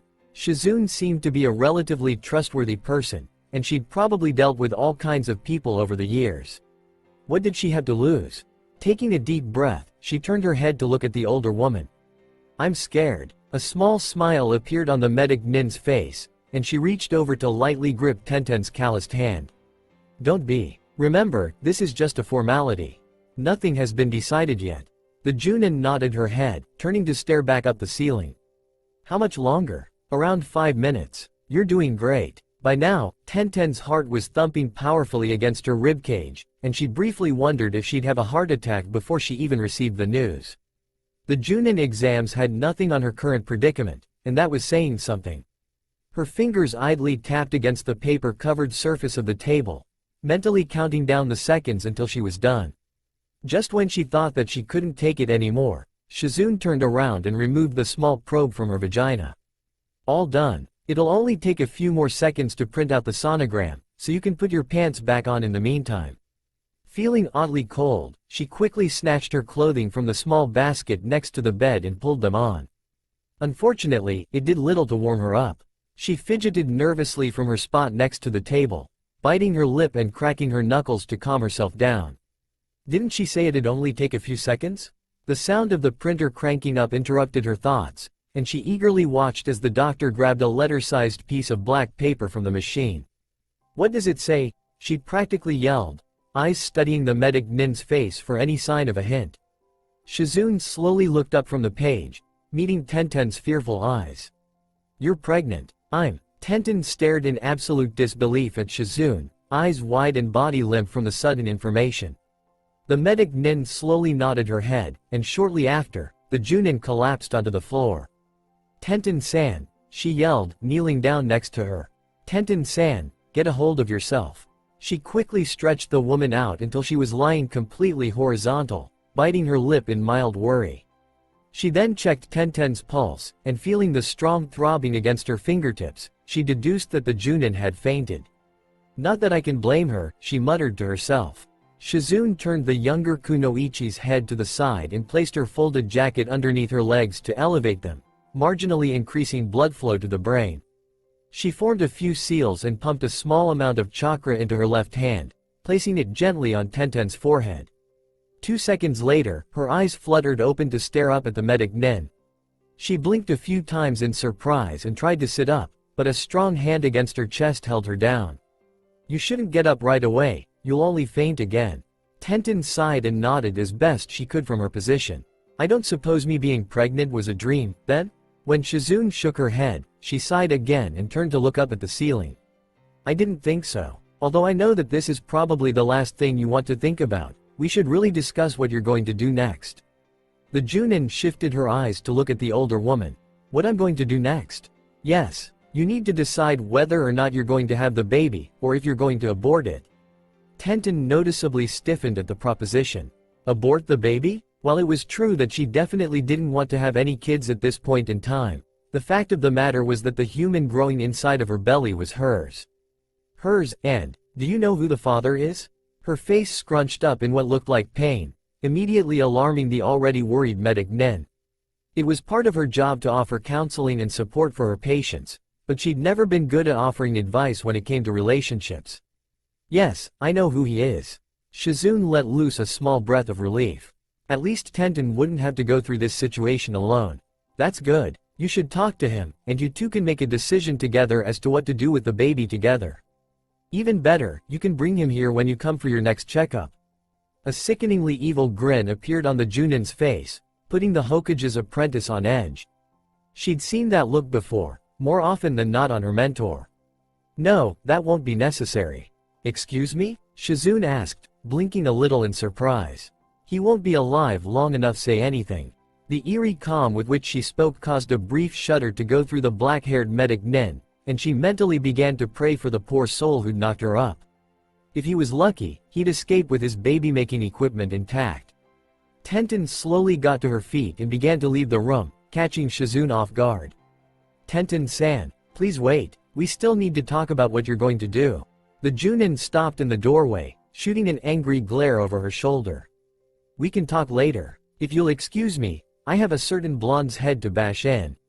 With that, she disappeared from the room, leaving a confused Shizune in her wake. Blonde? Where the hell is he? Tenten hissed, stalking down the sidewalk of the market district for the second time that day. With her fingers clenched and face fixed into a frown, civilians and shinobi alike made sure to stay out of the Junin's way. One didn't piss off Konoha's weapons mistress without losing a finger or 10. She'd checked all of his usual haunts at least twice since she'd left the hospital.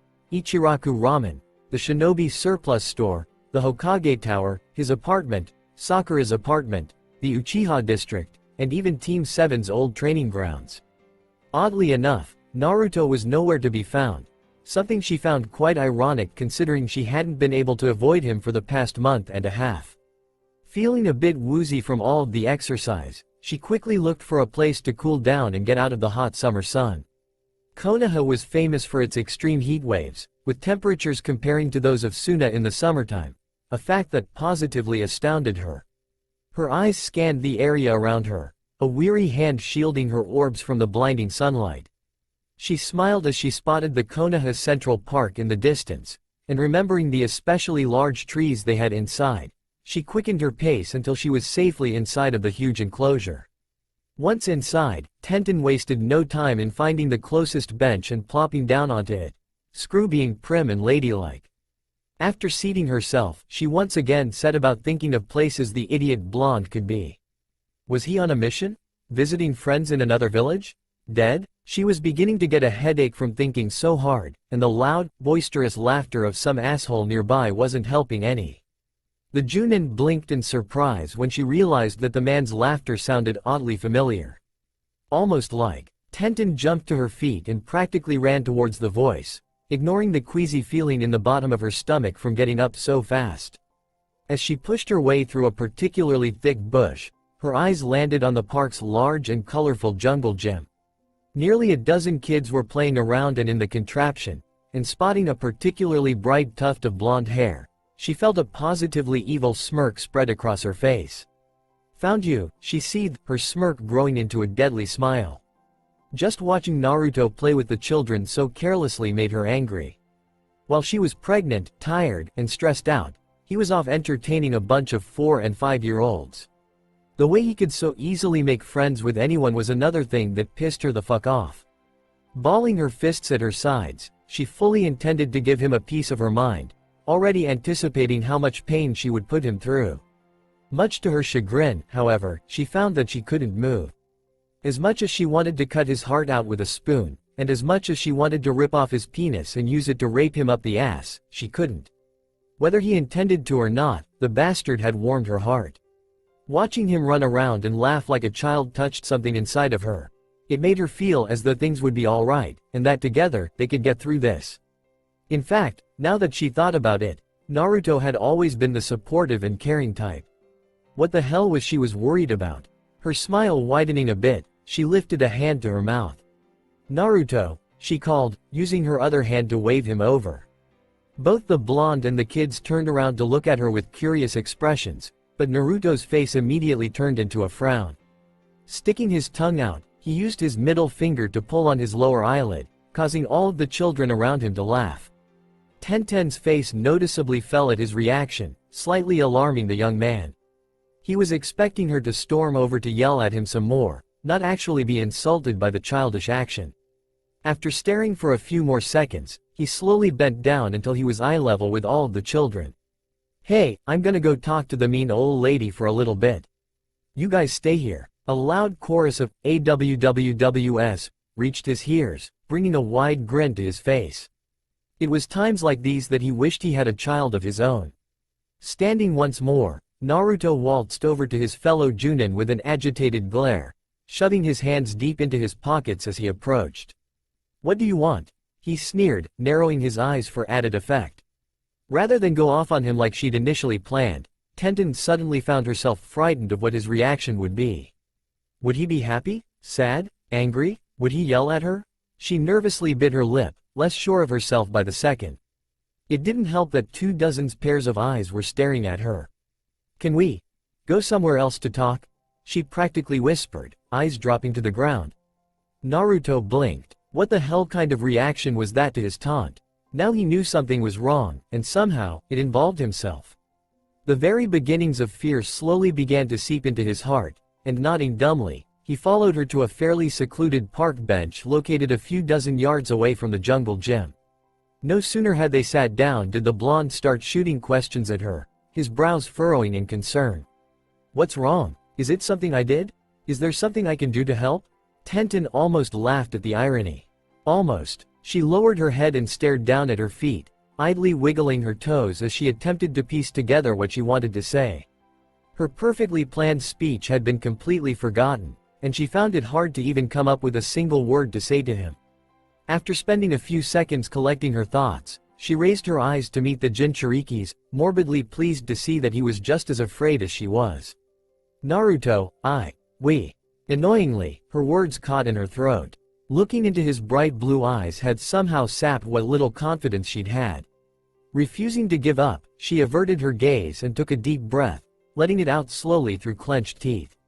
"I'm pregnant." The silence was deafening. She was far too afraid to see his reaction, if he even had one. As quiet as it was possible that he'd had a heart attack and died right after she'd relayed the news.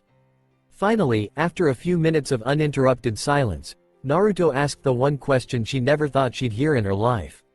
"Are you saying it's mine?" Every nerve in her body was demanding that she strangle him with his own spinal cord right there on the spot. How dare he ask her such a loaded and frivolous question? Men were only supposed to ask that question on television and in movies, not in real life. It amazed her that he even had the guts. She figured that her expression must have been awfully frightening, as Naruto was quick to add on to his original inquiry. "I mean, we only did it once, and that was an accident. There's no way you got pregnant after that one time." For a moment, she didn't know whether to kill him or pity him. Obviously, someone had failed Ed at the academy. Tenten sighed tiredly and rubbed a hand over her eyes, fighting to keep her more violent emotions in check. "It only takes once, Naruto. Just once. But, just once. It wasn't supposed to happen like this. Not with you." A grim smile appearing on her face, the weapons mistress was quick to reply. "You weren't exactly my first choice either." The blonde stared down at his hands, a look of absolute disbelief plastered on his normally grinning face. It almost pained her to see him so distressed, but in a way, she was happy to see him panicking over the information. It meant that he was beginning to accept the fact that the baby growing inside of her was his too, and feeling relieved that she wasn't in this alone anymore, she took another deep breath and raised her head to look at him. "So, what are we going to?" At that moment, Naruto hopped to his feet, his eyes looking everywhere but at her. I'm sorry. I have to go." He quickly began to walk away from her, heading down the path that led to the residential district. Surprised, Tenten quickly began to follow. "Wait, we still have to talk about what we're going to." Her voice trailed off as she watched the familiar movement of his arms performing hand seals, and a moment later, he disappeared in a golden flash. Tears began to prickle at the back of her eyeballs as for the first time since she'd arrived at the hospital, she felt alone. Her knees suddenly felt weak, and she slowly lowered herself until she was sitting flat on her butt, her legs splayed out awkwardly in front of her. Out of all the scenarios she'd come up with in her mind, this one hadn't even occurred to her. Never in a million years would she have thought Naruto would abandon her when she needed him most. This was the same boy who fought Orochimaru twice when he was only a genin. This was the same boy who defeated and transformed a former psychopath into the cage of the Sand Village. This was the same boy who killed Orochimaru and dragged a critically injured Sasuke back to the village. It wasn't possible. Not with Naruto. A choked sob escaped her throat, but she quickly fought down the urge to cry. She was stronger than this. If he didn't want to help her make a decision, then fine, she'd do it by herself. It wasn't like her to rely on the help of someone else, anyway. She'd been on her own ever since she'd entered the academy, and had handled dozens of trials and tribulations alone for as long as she could remember. She could get through this was nothing. She didn't need him. She didn't need anyone. With that thought in mind, she slowly pushed herself onto her feet, forcing her cowardly knees to support her weight. After making sure that she could walk without risk of falling, she steadily headed towards the exit leading to the residential district. The first thing she needed to do was take a nap. She was exhausted from the emotional roller coaster she'd been on since morning. She could make her decision when she woke up. So, you ran. Nice. Uchiha Sasuke sipped at his cup of tea with a detached sense of concern, eyes closing in obvious annoyance as he drank. He'd been more than a little peeved when his best friend and second worst enemy Uzumaki Naruto had shown up on his doorstep at 2:30 in the morning. Then again, anyone would be. Sighing deeply, he pulled his dark blue robe closer around himself, looking back up at the distressed blonde with a tired frown. Well, what are you going to do? I don't know. That's why I came to you. The raven-haired Chunin lifted a curious eyebrow, obviously put off by the statement. You act like I've gotten a girl pregnant after a night of wild, drunken before. How would I know? Naruto winced at his friend's words. If there was one thing he could say about his rival, it was that he never minced his words. The young man ran a tired hand through his unruly locks, letting loose an exasperated breath of air. You have to be able to help me out somehow. What would you do in my situation? Naruto, you know full well that I'm not going to answer that question. Slamming his fist onto the table, and putting a sizable crack into it as he did so, he leaned over the thick wooden piece of furniture to glare straight into the Uchiha's eyes. God damn it, this is all your fault. If you hadn't stolen Sakura-chan from me in the first place, I never would have met Tenten, gotten drunk, and made her pregnant. This is your fault, so you have to help me. Sasuke stared boredly into Naruto's eyes for a few more seconds before lowering them to stare at the crack the Junin had made in the table. That was an antique. I expect compensation. Fed up, Naruto grabbed the table and flipped it over, screaming all the while. Porcelain dishes flew everywhere as he went on a rampage, kicking, stomping, and throwing whatever he could get his hands on. After nearly 5 minutes of non-stop yelling and fury, he finally calmed down enough to catch his breath. Are you done? The Chunin asked, resting his teacup and saucer in his lap after taking another sip. The room was literally a disaster area, with paper, books, broken dishes, and splinters of wood strewn about. Naruto growled lowly at his best friend, shooting him as evil of a glare as he could manage. Sasuke, he snarled, still panting from his earlier exertion, I'm not playing around. I need your help. Do you? I seem to remember a certain annoying idiot who always used to say, I won't run away. I never go back on my word, because that's my nindo. My ninja way. Naruto frowned deeply, more than a little peeved that he'd quoted his personal nindo word for word. This is different. This has nothing to do with being a ninja. It doesn't? Aren't you a shinobi? Isn't she? The blonde's face noticeably fell as he struggled to come up with a suitable comeback. Yeah, but there are no buts. You know what you have to do. Naruto stared down at his feet, hair shielding his eyes from view. Sure, he had a pretty good idea of what to do, but he still wasn't sure. It was easy to make a decision, but what if I make the wrong decision? Then what? That's never stopped you before. Just handle it how you handle everything else and it'll work out. The Jinchuriki smiled for the first time that morning, a resolute look in his cerulean blue eyes. Now that he thought about it, it made a whole of sense. He made the baby, so it's only natural that he take care of it. Right? Thanks, Sasuke. His friend grunted a reply, taking another gulp from his half-finished teacup. Don't thank me until you see how much I'm going to charge you for wrecking my dining room. Anticipate a letter within 2 weeks detailing how much you owe me. Glancing around, Naruto grinned sheepishly at the mess he'd made of Sasuke's home. You could barely see the floor because of all the broken glass and wood covering the ground, and without seeing how the room looked before, it was nearly impossible to tell that it was a dining room in the first place. I guess this means I don't have a chance with Sakura-chan anymore, huh? He mumbled, reaching for any sliver of humor he could find. The Chunin grunted and stood up, placing his teacup on the nearby counter. You never had a chance in the first place. Naruto scrunched his face up in disdain. Bastard, dumbass, emo bitch, ramen slut, snakefucker, furfag. At the last insult, the blonde's mouth hung open. It was unfair to use the appearance of his four tails state against him. Hey, that was below the belt.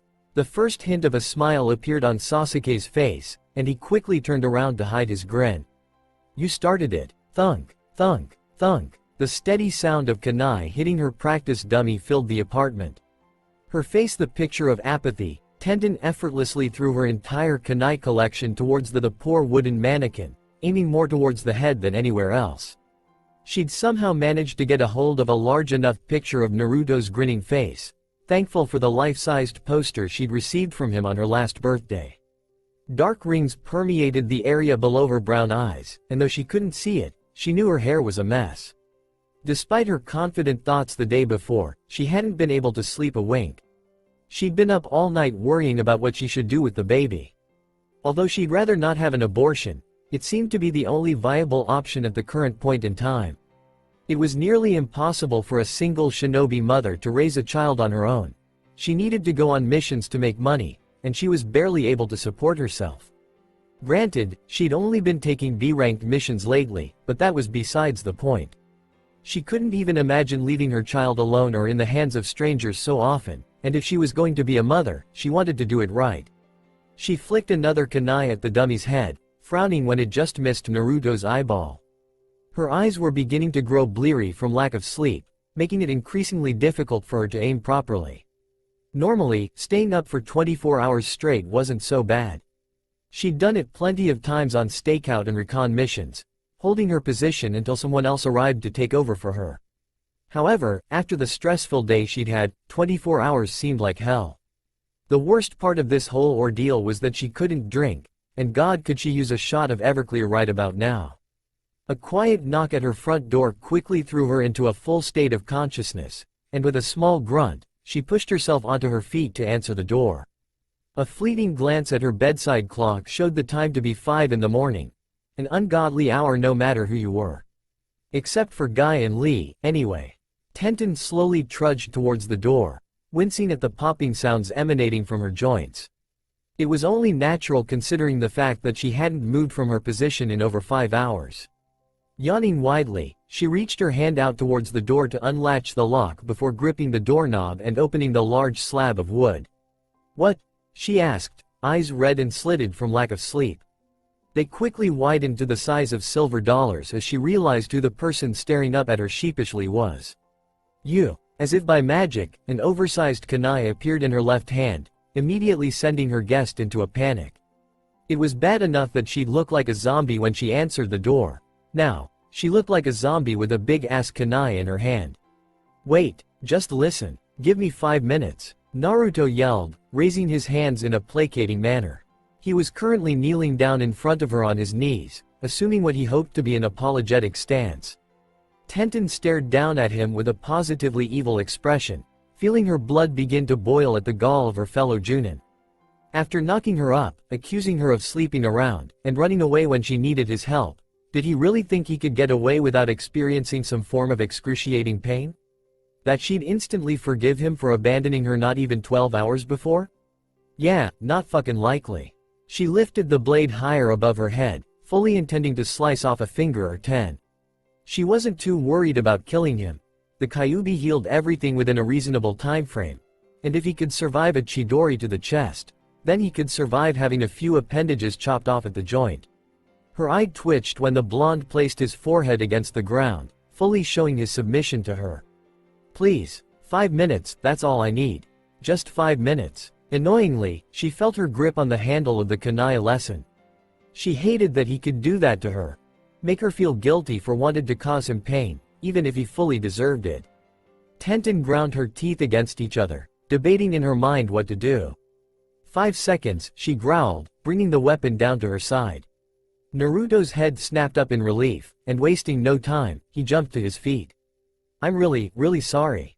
When you said you were pregnant I panicked and ran because I didn't know what to do and I went to talk to Sasuke and he helped me and stuff but I still wasn't sure so I went to the top of the Hokage mountain to think some more and I finally realized that leaving you behind was wrong and that I should have stayed with you until we decided what to do but I'm here now and I hope you can forgive me and I'm definitely here for you and the baby so no matter what you want to do I'll always support you just ask and I'll do anything so ple. 5 seconds are up, Tenten said, cutting him off before he could finish. Amazingly enough, she could actually follow what he was saying, a sure sign that she needed to get to sleep, and fast. She stared into his deep blue eyes with the deepest disdain, angry that she no longer felt the overwhelming urge to stab him multiple times in the ballsack. The kunai in her hand dropped to the ground, clanging loudly against her hardwood floor. So, does that mean you forgive me? He asked, eyes wide and hopeful. The woman idly wondered how a 17-year-old Junin could make himself look like a 5-year-old academy student without even trying. Still, he wasn't going to get off that easily. No. However, I'm willing to let you keep your word. You'll do whatever I say whenever I say it. Got it? Naruto's face noticeably paled at the proposal. He'd seen enough daytime television to know how this would turn out.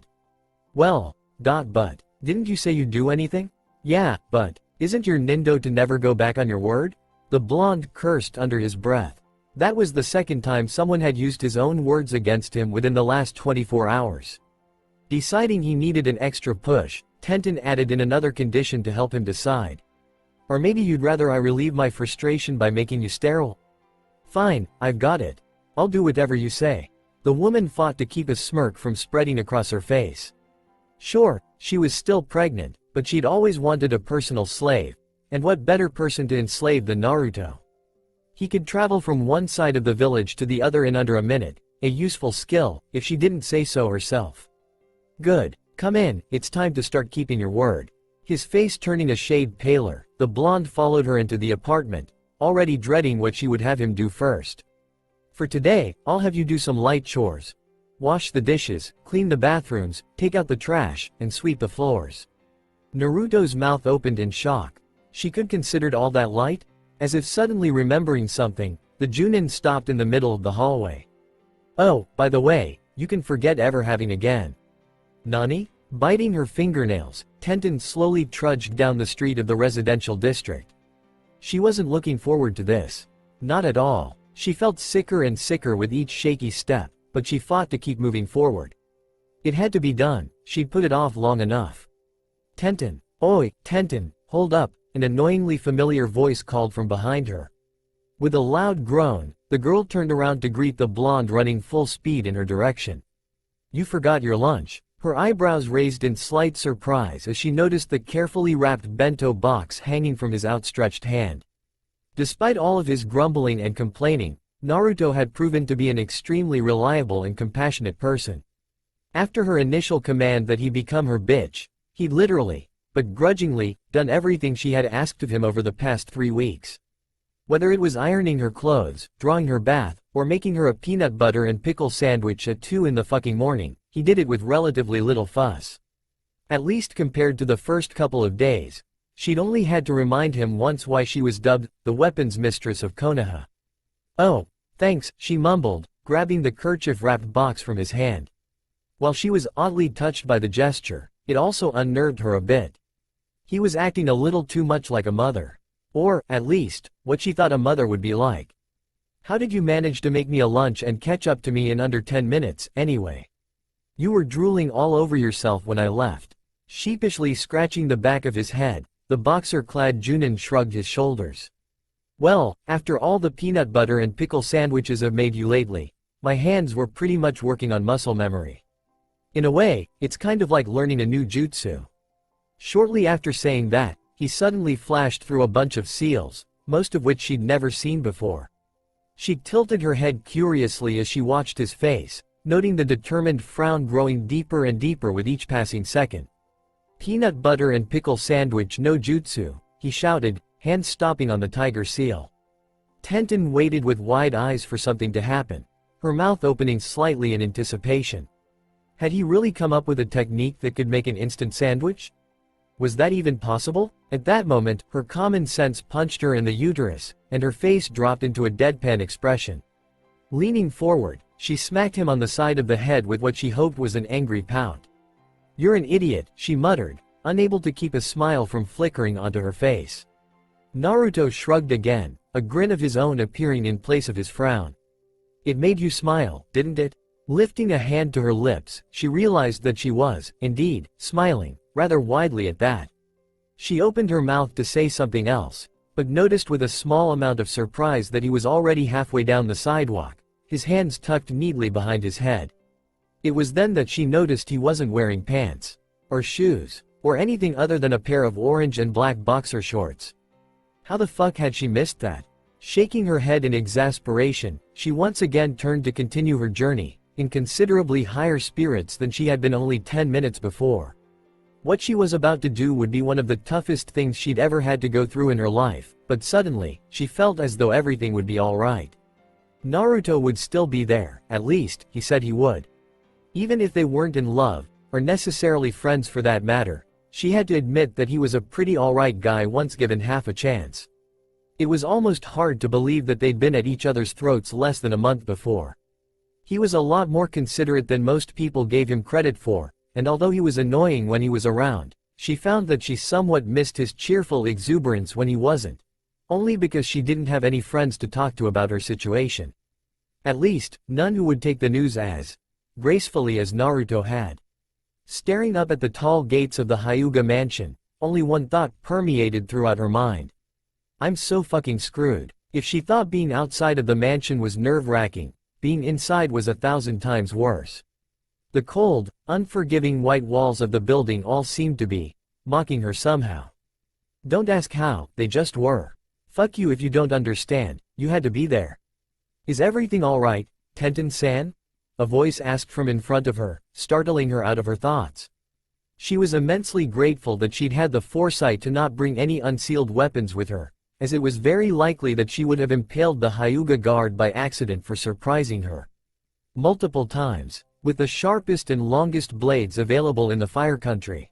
The young woman shook her head, giving the white-eyed man a shaky smile. I'm fine, still a little tired, I guess. The man nodded his head as if understanding and continued on down the hallway, much to the relief of the weapons mistress. Had he been a more experienced Hyuga, he might have been able to pinpoint exactly what was wrong with her with only one glance. On second thought, maybe it was just that he really didn't give much of a fuck. In any case, she continued to follow the older man until they reached a large set of double doors. She was quite familiar with these doors, having spent the better part of 2 years behind them with her best friend. Or, soon-to-be ex-best friend. The guard bowed and quickly stepped away, almost as if he knew that shit was about to go down. Coward, she thought, watching his retreating back with the coldest glare she could manage. Even though she said that, she would have done the exact same thing if she was in his position, only she would have been running away at a much faster pace, and she wouldn't have stopped until she reached the outskirts of the village. Taking in a deep breath, she lifted a hand calloused by years of working with weapons to tap lightly on the door. Her eyes shifted once again to the guard walking away down the hall, and she idly wondered if it was in her best interest to do the same. She'd tangled with a Hyuga or two in her lifetime, and from personal experience, she could say that her chances of survival were about 50-50, if that. She was once again thrown out of her thoughts when the left side of the doors opened to reveal a young, pale-eyed girl with long brown hair. She looked up at the older woman with an impassive stare, but nonetheless turned to look back at whoever was left in the room. It's Tenten-san. A surprised gasp followed by the sounds of exaggerated bustling and cleaning wafted from the large room, leaving Tenten wondering what the hell they'd been doing before she had arrived. She quickly found her answer when she finally took a look at the younger Hyuga's face. Someone had applied a small amount of blush to both of the girl's cheeks, making her look much more alive than she usually did. A generous amount of ruby red lipstick adorned her lips, and her hair was pulled back into a loose ponytail to reveal her soft, girlish features. No doubt, this was Hinata's doing. "Well, don't you look cute?" Tenten exclaimed, glad to have something else to distract her from her current situation. "Did your Oni-chan help you with it?" The lithe girl only nodded, a ghost of a smile appearing on her lips. She then dipped her head towards the Junin and exited the room with barely contained excitement, leaving the woman wondering what exactly had the genin so anxious. "Tenten-chan, where have you been? I haven't seen you for over 3 weeks now," Hinata asked, suddenly appearing in the doorway. She wrapped her brown-haired friend in a tight hug, obviously happy to see the older girl. The weapons mistress smiled uneasily, awkwardly returning the gesture. "Yeah, you too. Actually, Hinata-chan, I something to tell. Did you see Hanabi-chan? Didn't she look adorable?" The Hyuga heir ushered her friend into the room, motioning for her to take a seat on the now-cleared bed. Sighing deeply, Tenten nodded her head and forced a smile onto her face. "Yeah, she did. What's the occasion?" A knowing glint appeared in Hinata's eye, one that she usually only saw in Sakura or Ino's eyes when they were passing on the latest village gossip. "You know the Sandame's grandson? Konohamaru-kun?" she asked, her eyes practically glowing with mischievousness. Tenten nodded again, almost rolling her eyes in exasperation. Who didn't know of the boy? He was practically a Naruto clone, and he'd pulled all, and then some, of the blonde's most classic pranks. Although she was ashamed to admit it, her favorite technique was by far the Oiro no Jutsu. Otoko no Kodushi no Jutsu. She didn't find Sai or Sasuke all that attractive alone, but together. No, now was not the time for this. She had more important things to worry about than whether or not she could get Naruto to imitate the jutsu for her whenever she pleased. Well, it turns out Hanabi-chan has a thing for him. Isn't that cute? Tenten nodded her head unenthusiastically, forcing another grin onto her face. She's just like me when I was her age. It's kind of funny that we both like the same kind of guys, don't you think? Yeah, funny. Hey, Hinata-chan, actually. What if we ended up having a double wedding?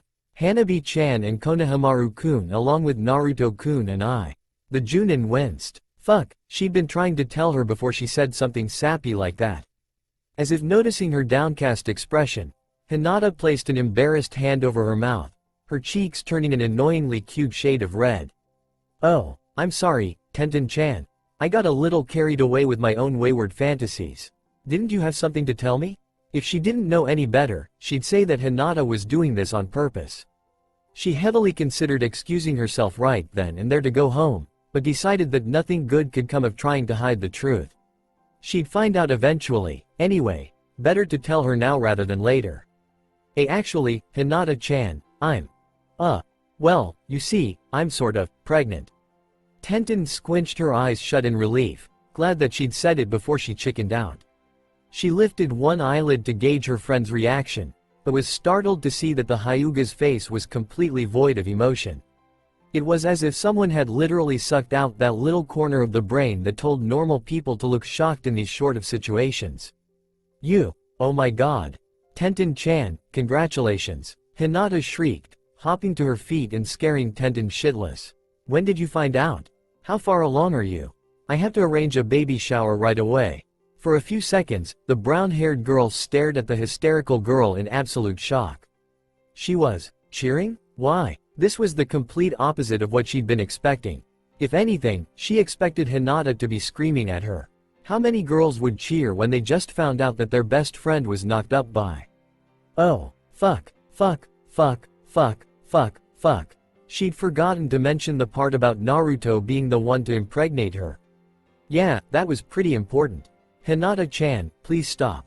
The blue-haired girl glanced over her shoulder to look at Tenten in confusion. What? Why? As if realizing something, Hinata's eyes widened to the size of saucers, making the weapons mistress wonder if she'd finally figured it out. You're going to abort the baby? Okay, so she hadn't figured it out. Not that she expected her to, of course. Unfortunately, both girls had failed to realize that there was a third person listening in on their conversation. Said person had been casually walking towards the room, on his way to see if his dearest cousin wanted to get some early afternoon training in. Upon getting within 5 feet of the door, He'd heard an abundant amount of shrieking coming from inside. He couldn't catch most of what the shrieking person had said, but he'd the words, baby, and shower, quite clearly. It was a well-known fact to all that using the Byakugan indoors was strictly prohibited by all clan members, unless, of course, there was an extreme situation that called for it. So, unable to use his dujutsu, Neji decided to rely on his other ninja skills to eavesdrop, standing against the door in a way that wouldn't look overly suspicious in case someone decided to walk by while still being able to hear what was going on quite clearly. The Anbu officer blinked in surprise when he recognized the voice of his teammate and friend, Tenten. What was she doing here so early? Granted, she sometimes slept over at their home on the weekends, but he certainly would have noticed if she'd been there the night before. Nothing got past him. Nothing. Hinata-chan, you might want to take a seat. This is really important, and I need you to understand. Still believing that her friend was going to get an abortion, the blue-haired girl sat down on her bed in shocked silence, dumbly following the orders of the older girl. Once she was certain that Hinata was properly seated, she continued. I'm not getting an abortion. Relief visibly washed over her at the news, and she started to stand up once again. Oh, Tenten-chan, you had me war. Hinata, sit down. Puzzled by her seriousness, the Hyuga heir once again eased herself back down onto the bed. It was unusual for Tenten to drop the chan suffix from her name, so it must be serious. Although she didn't know what the problem was, she was confident that she could help her best friend get through it, no matter what the circumstances.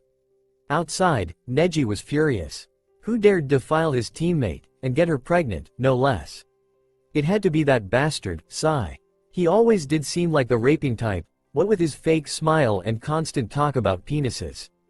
It wouldn't surprise him in the least if it was that emotionless son of a bitch. Still, he decided to make sure before he took action. No sense wasting energy beating up the wrong guy, although he'd like to kick Sai's creepy ass anyway. Tenten took a deep breath, briefly closing her eyes as she scrounged up the courage necessary to continue. When she'd first gotten knocked up, she hadn't even considered what Hinata's reaction would be. She'd only been worried about herself and kicking Naruto's ass, nothing more, nothing less. Why couldn't it be like that again? Why must life fuck with her every chance it got? She gripped the scroll in her pocket, feeling a bit of comfort from knowing that her collection of shields was locked away inside. If worse came to worse, she could summon her entire collection and make a clean getaway. She glanced out of the corners of her eyes to make sure she had a clear escape route, and a backup route, just in case one was cut off, before taking another deep breath and continuing. Hinata, the father of my baby is, Naruto. Tenten sat on pins and needles, looking for any kind of sign that she should hightail it out of there. However, the girl sitting on the bed only looked at her with a blank expression. Her eyes were dazed and unfocused, and her arms hung limp at her sides. The sudden sound of giggling reached the older girl's ears, immediately setting her on edge. Out of all the reactions she'd pictured in her mind, she didn't think that Hinata would laugh. Oh, I get it. You're joking with me. I know you'd never betray me by doing something like this. You're my best friend, and one of the few people I trust wholeheartedly. You almost got me with that one. The girl's laughter increased in volume, causing Tenten to scoot closer to the edge of the bed. Oh shit, the bitch was crazy. Hinata-chan? Are you okay? Of course I'm okay. You know how much Naruto-kun means to me. You wouldn't do something like that, right? You're my best friend, right? Tenten slowly nodded her head, a sad frown on her face. It's true that I wouldn't normally do something like this, but we were drinking, and we started competing, then one thing led to another and… What are you talking about, Tenten-chan? Stop making this shit up. You wouldn't do this to me. You're my best friend. By now, tears were running in torrents down the pale-eyed girl's cheeks, splashing against the clenched fists resting in her lap. You're my best friend. Best friends don't this to each other, right? Right? You're right, but it was an accident. We were not even dating or anything like that. I don't even like the guy. I mean, he's staying at my place right now to help me out, but it's… Fuck, she probably shouldn't have mentioned that part. Fingering the scroll in her pocket, the weapons mistress quickly got to her feet, putting a sizable amount of distance between them. She'd seen this before, numerous times. It happened all the time on missions, where clients or the family of clients were unable to accept that a loved one had died. While she was used to dealing with the reactions of normal civilians, dealing with Hinata-chan was totally different. She could kill her if she got hysterical enough, and quite honestly, she had no intentions of dying anytime soon. Things outside the door weren't much better. Neji's face was frozen in shock. Out of all the people he'd thought of, Naruto literally hadn't even crossed his mind. His eyes narrowing in anger, he sharply turned in the opposite direction, heading full speed towards the entrance of the mansion. Even if he did consider the blonde one of his close friends, Tenten was even closer. He had to make sure the boy understood exactly what he'd gotten himself into by getting his teammate pregnant. AKA, he had to kick his ass. The guards watched in confusion as the Hyuga prodigy rushed past them like a gust of wind. His Byakugan already activated, he set about the tedious task of searching out his other teammate, Rock Lee. Partly because he deserved to be one of the first to know, but mostly because he'd need someone to hold him back in case he started to go too far. Naruto would regret the day he even looked at Tenten. Oh, would he regret it? Had he stayed to listen just a few seconds longer, he would have heard the scream of outrage that poured from Hinata's throat, and the accompanied shriek of fear that erupted from Tenten's. Her Byakugan blazing, the Hyuga literally flew from the bed with a palm outstretched, killing intent flowing through her veins and light blue chakras swirling around her body. For the first time since she'd become a part of Team Guy, Tenten was glad that she'd helped Neji train for all these years. Thinking quickly, she flipped backwards onto her hands, in the process kicking her former best friend's hand into the air. After lowering herself to her feet, she grabbed the scroll in her pocket and forced some chakra into the paper, summoning one of the smaller shields in her arsenal. Just in time, too, as Hinata's other hand connected quite solidly with the hard metal of the shield with enough force to put a small dent in it. "Hinata-chan, calm down, I'm sorry," Tenten yelled, edging towards the window. Seeing where she was going, the Hyuga heir was quick to cut her off, lunging for a third attack. This time, the blow glanced Tenten's bicep, causing the older girl to drop the shield to the ground. The thing was far too heavy to carry with only one arm, and that was one of the smaller ones. "Please, Hinata-chan, it was an accident. You know I'd never do this on purpose." Unfortunately, the smaller girl refused to listen to reason, and was already preparing her next attack. "I'll kill you. I'll fucking kill you and that little shit inside of you," Hinata screamed, pumping as much chakra as humanly possible into her hand. When she was certain she had enough to deal the final blow, she ran forward with the intent to kill. Luckily for Tenten, a swarm of guards burst through the door, forming a protective barrier in front of her. All 5 of the men simultaneously aimed towards her hand, and with a loud bang, they successfully cancelled out her attack. Soon after, 3 of the men grabbed and restrained her to prevent her from doing further damage. "Hinata-sama, please calm down," one of the guards yelled, struggling to maintain a grip on the viciously fighting girl's arm. "Let me go. I'll kill you, bitch. You fucking backstabbing bitch. I'll fucking slit your throat." A pang of pain pulsed through Tenten at her words, and she suddenly felt too weak to stand. She knew that this was a bad idea from the start, however, she didn't regret it. She couldn't. It was better to tell her now than let her find out from someone else.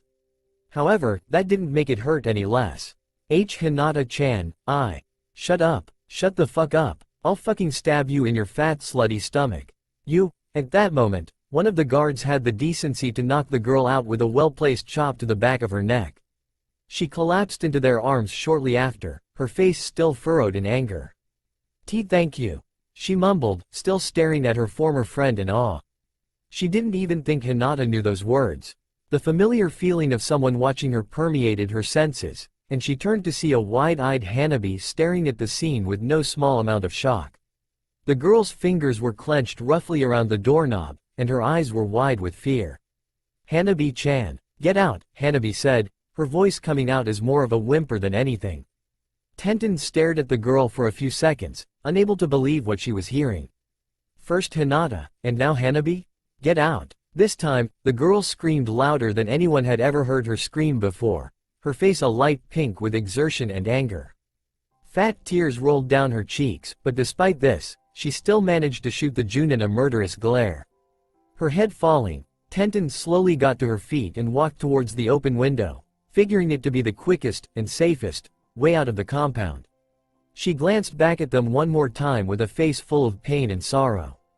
"I'm sorry." With that, she disappeared through the window, never looking back even once as she ran towards home. Kage Bunshin no Jutsu. Arranging his fingers into the familiar cross sign that he used far too often, Uzumaki Naruto called forth enough chakra to produce 20 clones of himself, all of them surrounding him in a perfect circle. Each of them held a freshly sharpened kunai in their hands, and each of them were focused on the grinning blonde standing in the direct center of the group. A second later, they all disappeared in a flash of yellow. The clearing was filled with the sound of kunai clashing against each other, and the occasional pop wafted out from the storm of yellow and orange. Not even the Sharingan would be able to keep up with the speed they were moving as they used the freshly learned Hiraishin to zip and zoom around the field. Finally, after 10 straight minutes of this, a single Naruto stood triumphant. Or rather, he would be standing if he wasn't currently gasping for breath on his hands and knees. Just as he was about to get up, 2 dark shadows appeared over him, immediately putting him on guard. "Naruto," Neji said, his voice oddly cold. Still, the blonde was glad that it wasn't an enemy and instantly relaxed. "Oh, Neji, it's you. I know you guys are Anbu now, but it still isn't a good happen to teleport so close to an armed ninja like." A sudden kick to his jaw quickly shut him up, and he was sent flying 10 feet before he was able to gain enough of his bearings to spin himself onto his feet. The blow had hurt, and touching his now tender jaw, he correctly assessed that the kick had come from Lee. "What the fuck are you doing?" he yelled, eyes narrowing at the 2 men. Both of them wore eerily blank expressions, and while it wasn't uncommon to see the look on the older Hyuga's face, it was bone-chillingly scary to see it on the normally loud and exuberant mini guy. "What are we doing? Naruto-kun, it is us who should be asking what you are doing." Lee yelled, his bushy eyebrows furrowing in anger. "How could you do that to Tenten-san? I never would have guessed that you would force yourself on." "Whoa, hold the fuck up. She forced herself on me." Another sharp kick to his jaw sent him rolling along the ground, causing him to tumble back first into an especially sharp rock. The kick hadn't hurt as much as the first one, so it had to have come from Neji. "How dare you say such an idiotic and obviously untrue thing? She'd never betray Hinata-sama like that. And to think that she was trying to protect you by calling it an accident." Instantly appearing next to the blonde, the Hyuga picked him up and roughly shoved him up against the nearest tree. "How do you plan to make up for this? Give us one reason why we shouldn't kill you right here and now." Naruto stared into his friend's fierce white eyes with a small amount of fear. He'd only seen the man snap twice in his lifetime. The first time was during the Chunin exams when he fought Hinata, and the second time was when Sai had said something about hiring Hinata as his personal milk dispenser. It was hard to remember exactly what he'd said, as the blonde had suffered a mild concussion while trying to pull the furious Hyuga prodigy off of his still creepily grinning teammate. Thinking quickly, Naruto used the Hiraishin to teleport himself away from Neji. God was he thankful that he hadn't cleaned up his special kunai yet. Unfortunately, he hadn't counted on the fact that Lee would notice the kunai too, and was mildly surprised when the bobble-haired boy launched a powerful fist into his unsuspecting gut. The bitter, coppery taste of blood was prevalent in his mouth, and before he had a chance to recover from the sudden attack, Lee slammed his knee into his chin. Unfortunately, it didn't end there. Out of nowhere, Neji shoved him to the ground and gripped him around the collar, banging the back of his head against the ground. "I asked you a question. How do you plan to make up for this?" When Naruto didn't answer right away, due to the immense pain he was currently experiencing, the Hyuga viciously backhanded him across the face with his free hand. "Huh? I. Naruto started, struggling to come up with a coherent sentence. It was pretty damn hard to think of something to say when your brain was rattling around inside of your head. It took a few seconds, but the Junin was finally able to get his thoughts in order enough to answer the seething man. "I'm going to be there for her and the baby. Forever." The serious, but pained, look on his face caused Neji to loosen his grip slightly, but he quickly tightened it and pulled the boy closer to his face. "What makes you think I'm going to believe you just because you say that? What makes you think you could even hope to support Tenten?" A small grin appeared on the blonde's face, and looking straight into the Anbu officer's eyes, he opened his mouth to speak. "You should know better than anyone. I'll do whatever it takes. I never go back on my word. That's my nindo, my shinobi way." An annoyed frown appeared on Neji's face, but he let go of Naruto's collar, mercifully allowing him to fall back to the ground. Lee looked on in shocked horror, his eyes wide and mouth hanging open at the hinge. Is that all we are going to do to him? After what he did? The man exclaimed, his eyebrows twitching with each word. There's nothing else we can do. This guy's serious. Standing up, he glared down at Naruto one last time. But if we find out that you've made her cry, or hell, even made her sad, we'll come find you. And next time, we won't be nearly as gentle. If this was gentle, Naruto certainly didn't want to find out what the fuck the prodigy considered rough. He watched through heavy-lidded eyes as the men walked away from the field, relieved that the pain was finally over. Granted, he probably could have gotten away if he really wanted to, but it was much better to let them vent their anger right now than to let the frustration build up over time. He knew that lesson quite well. Pushing himself to his feet, he slowly began to uproot and put away his kunai, wincing each time he had to bend over to reach for the weapons. If this was just the first month, he hated to see what the next 8 would bring. I'm back, Naruto called, stepping through the open doorway and into Tenten's apartment. He waited a few seconds for a reply, and when none came, he shrugged and eased out of his shinobi sandals. His body still ached a bit from the prior beatdown he'd received from his friends, but for the most part, the bastard fox had already healed the more painful wounds. He walked deeper into the apartment, looking for any sign of the brown-haired girl he could find. Her apartment wasn't that much bigger than his, so it only took him a minute or two to figure out that she was in her bedroom. He noticed with a small bit of concern that the door was closed. Usually she kept it open, claiming that it put her at ease to be able to hear everything that went on in her apartment. In fact, he'd only seen it closed once, and that was on the night he'd first started sleeping over at her place. She couldn't take the isolation, though, and had quickly opened it, but not without telling him that she'd tie his penis in a knot if he ever tried to enter her room without permission. Naruto leaned closer to the door, lightly pressing his ear up against it. He couldn't hear much except for what sounded like light sobbing, and placing his hand on the doorknob, he slowly turned and opened the large piece of wood. The room was eerily dark inside, making it damn near impossible to see anything except for the digital alarm clock and a slightly shivering silhouette.